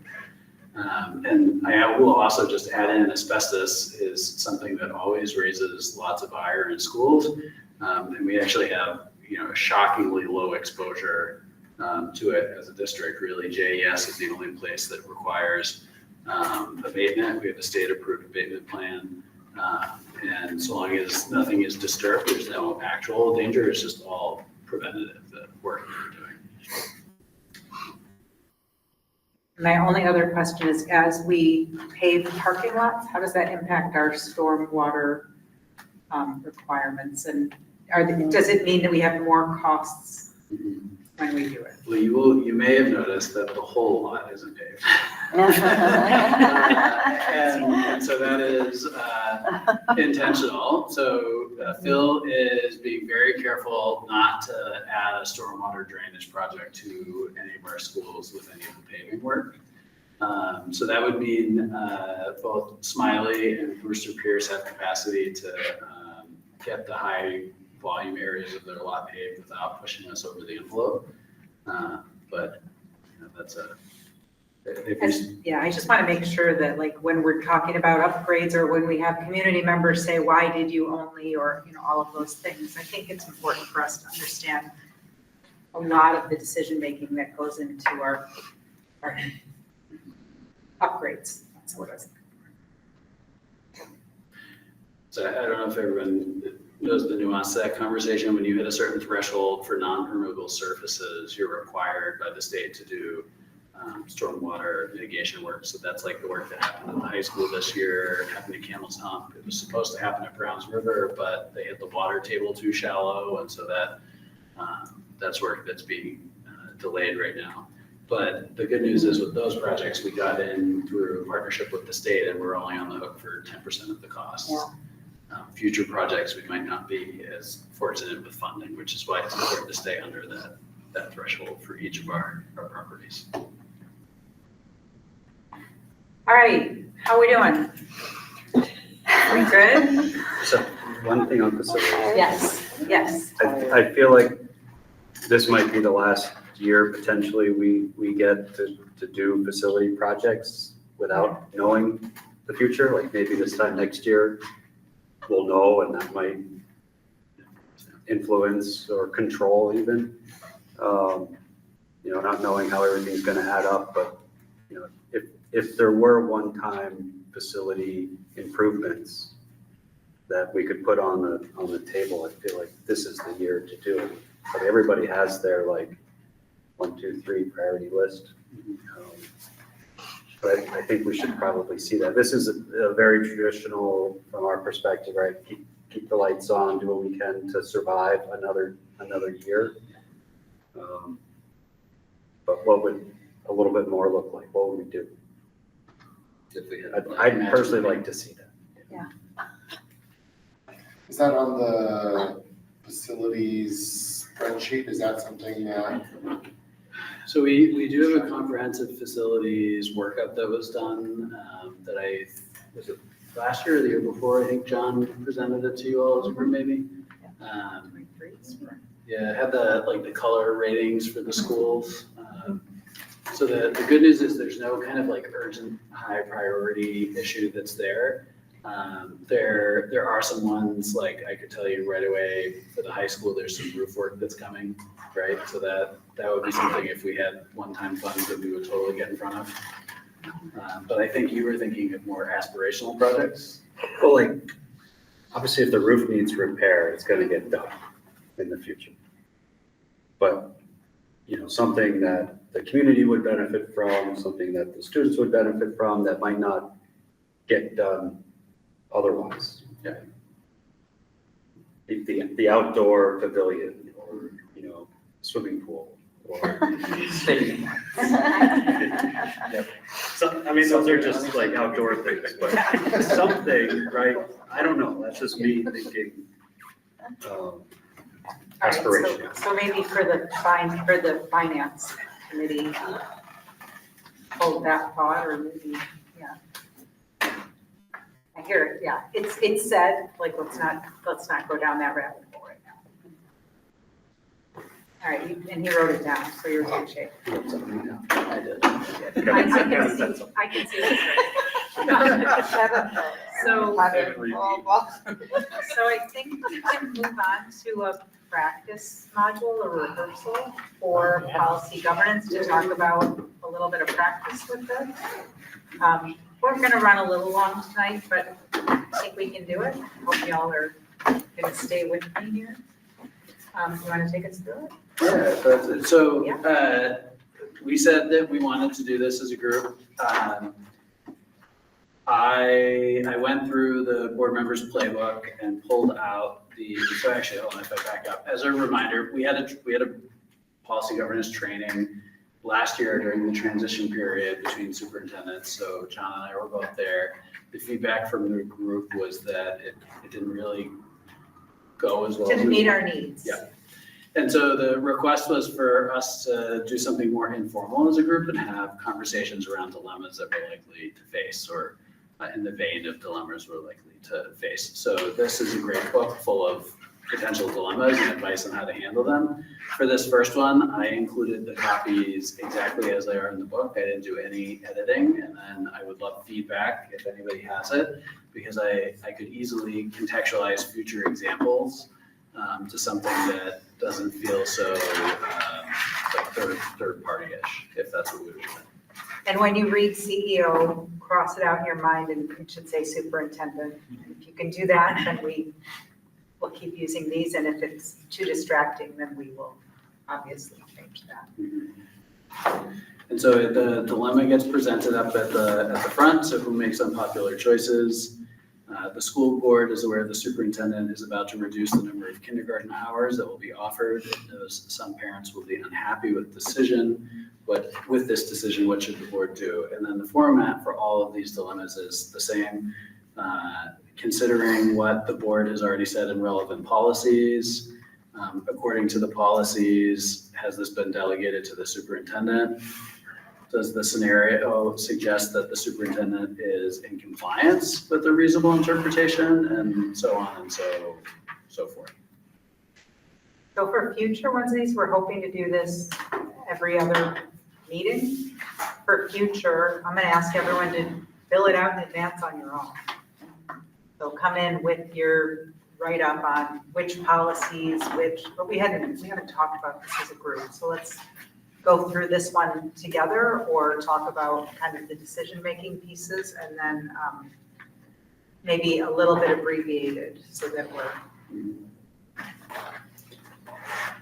So if I could just get a read on the group, do people feel like we could go through the prompts and you could react to them, or do we want to do like a little live exercise where we say, okay, what do the ends policies say related to this that we would want to reference? We could actually pull them up.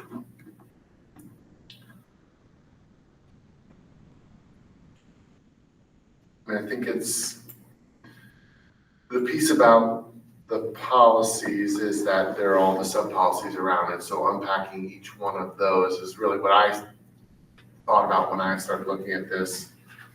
And so is there value in sort of that minutia unpacking, because it's not just executive limitations, right? There are several subcategories of that. That would be, to me, the value of unpacking it like explicitly like that, is to see like it's 3.1, 3.2, but not 3.4, 3.5. But I don't know if that's necessarily going to benefit us as board members in communicating to the public or to each other or to the superintendent, CEO, just because I can cite one. I sort of feel like this might be unpopular, but this seems like more longer than a 15-minute exercise to really do it justice. And so I'm not sure, that's my hesitation, is diving into this and not being able to really do it justice and do it thoroughly, especially because there are newer folks who don't have as much of the policy governance background yet. And I think it's a really useful exercise. When I looked at it, I thought it was like, great. And I love the idea for the future of us individually. I mean, for me, it'll be really helpful to test what I really understand and what I really don't understand, and where to look and which policies to look up when, to be able to do them on my own before, and then kind of compare notes with people. I'm not sure we can do this tonight at 8:42 if we can do it justice, but that's just my So I think that's really fair, and I think that's part of the blank stares that I'm getting from the room. I'm reading the room a little. Yeah, I think that's really fair. Are folks good with coming back at the next meeting with this one, like, done well? And does anybody have questions? Like, take a quick read through. Does anyone have questions about what any of these mean? I mean, So you gave this to us with sort of the books suggested guidelines on like where you should kind of be looking, like what the school board should and should not expect the superintendent to. You mean the answer key? Yeah, the answer key, that we'll call it the answers. Okay. So you want a different one? So everyone can understand this one and go through it with. Yeah, no, what I was just saying is, I think that that's super important, and I still think that there was plenty of space for me to like read this and then go translate what this says into which policies we have available. So I think the answers are actually helpful, very helpful for people who are learning, considering I'm pretty familiar with policy governance, but not necessarily the numbers of our policies. Right. Which I think is a good thing for us to become familiar with as we start to incorporate those tools into our agendas, et cetera. That's just so when I went through, I sort of lined up which policies I thought might connect to the ends, the executive limitations, based on what the answers suggested so I just wanted to invite others to do that, if that's what the expectation was for this, before we come to the next meeting. Okay, great.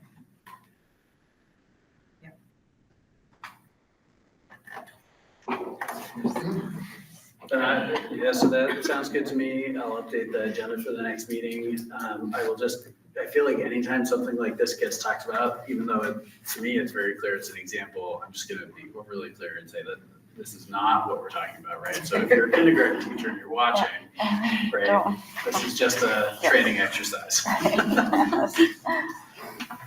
Very important. Can I get a motion to approve the minutes from October 13th? So moved. Thank you, Susan. Second. Thank you, Katie. Lisa? Thank you, Lisa. Don't put your hands up at the same time. Any discussion on minutes? All in favor? Aye. Any opposed? Any abstentions? Okay, thank you. Committee updates? NORAD, VSBA meeting is Wednesday and Thursday. Can I get a hand if you're going? I've been told a lot of us are going. Great. Excellent. So I'll see a lot of you a lot of this week. It's great.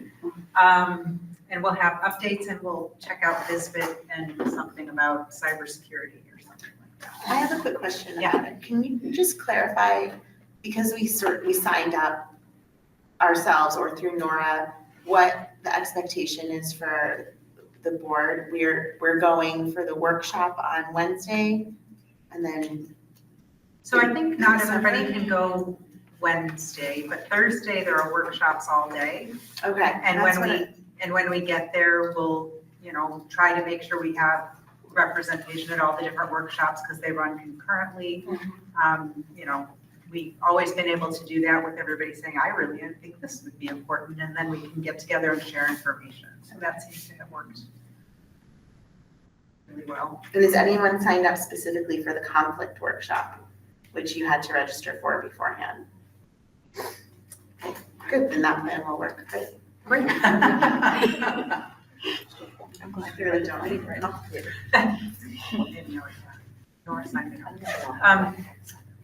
HR committee meetings, we don't have any update. We're still just starting negotiations and trying to figure that out. Community engagement. We are meeting soon. And the 9th, I feel like. November. The third. The third. Okay. It's the third. I don't. It's the third. Monday. And finance and facilities. We're meeting on the 13th. Oh, can you confirm our December date for me? It is the third Thursday of the month, right? Or is it the second Thursday of the month? Third. We probably won't, we might have to change it for, generally it's the third Thursday of the month. Okay, I just need confirmation when it's gonna be in December, so if we can figure that out soon. Okay. Great, thanks. And can we just make sure Nora's sending that to the full committee and the alternates? Yeah, Is that, okay? the entire. And then also include Pat, because she does meeting minutes for us, very kindly. She's good. Yeah. All right, so our next board meeting is November 10th, 2 weeks, I think, at Smiley. And is there any other? I have a question. Business? Yeah. Nora sent us the link for a November 17th meeting as well, but it's not on. Yes. So that's a training. Oh, that's a training. Yeah, so we have 2 trainings Thank you for the scheduled, and reminder. that I is think I knew the that. first training of this school year. Right, okay. And that's the 17th at our usual time. At our Okay. usual. Thank you. So appreciate you asking about that. December 8th, we've invited our legislators to come to the meeting, our senators and our representatives from all of the different districts. It's a lot of people. If you have contact or know yours, invite them, make sure that they. I know Miles. I will be there. I will wear both hats, and my Bobcats hat, which I really like. So yeah, so just wanted to remind folks of that one in December. Anybody want to sing happy birthday to Jack?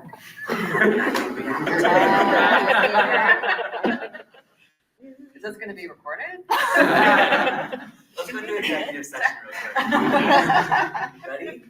Happy birthday to you. Happy birthday to you.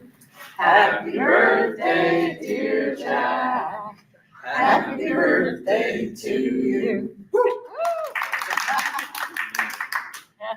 I've always thought that song was like a little awkwardly long.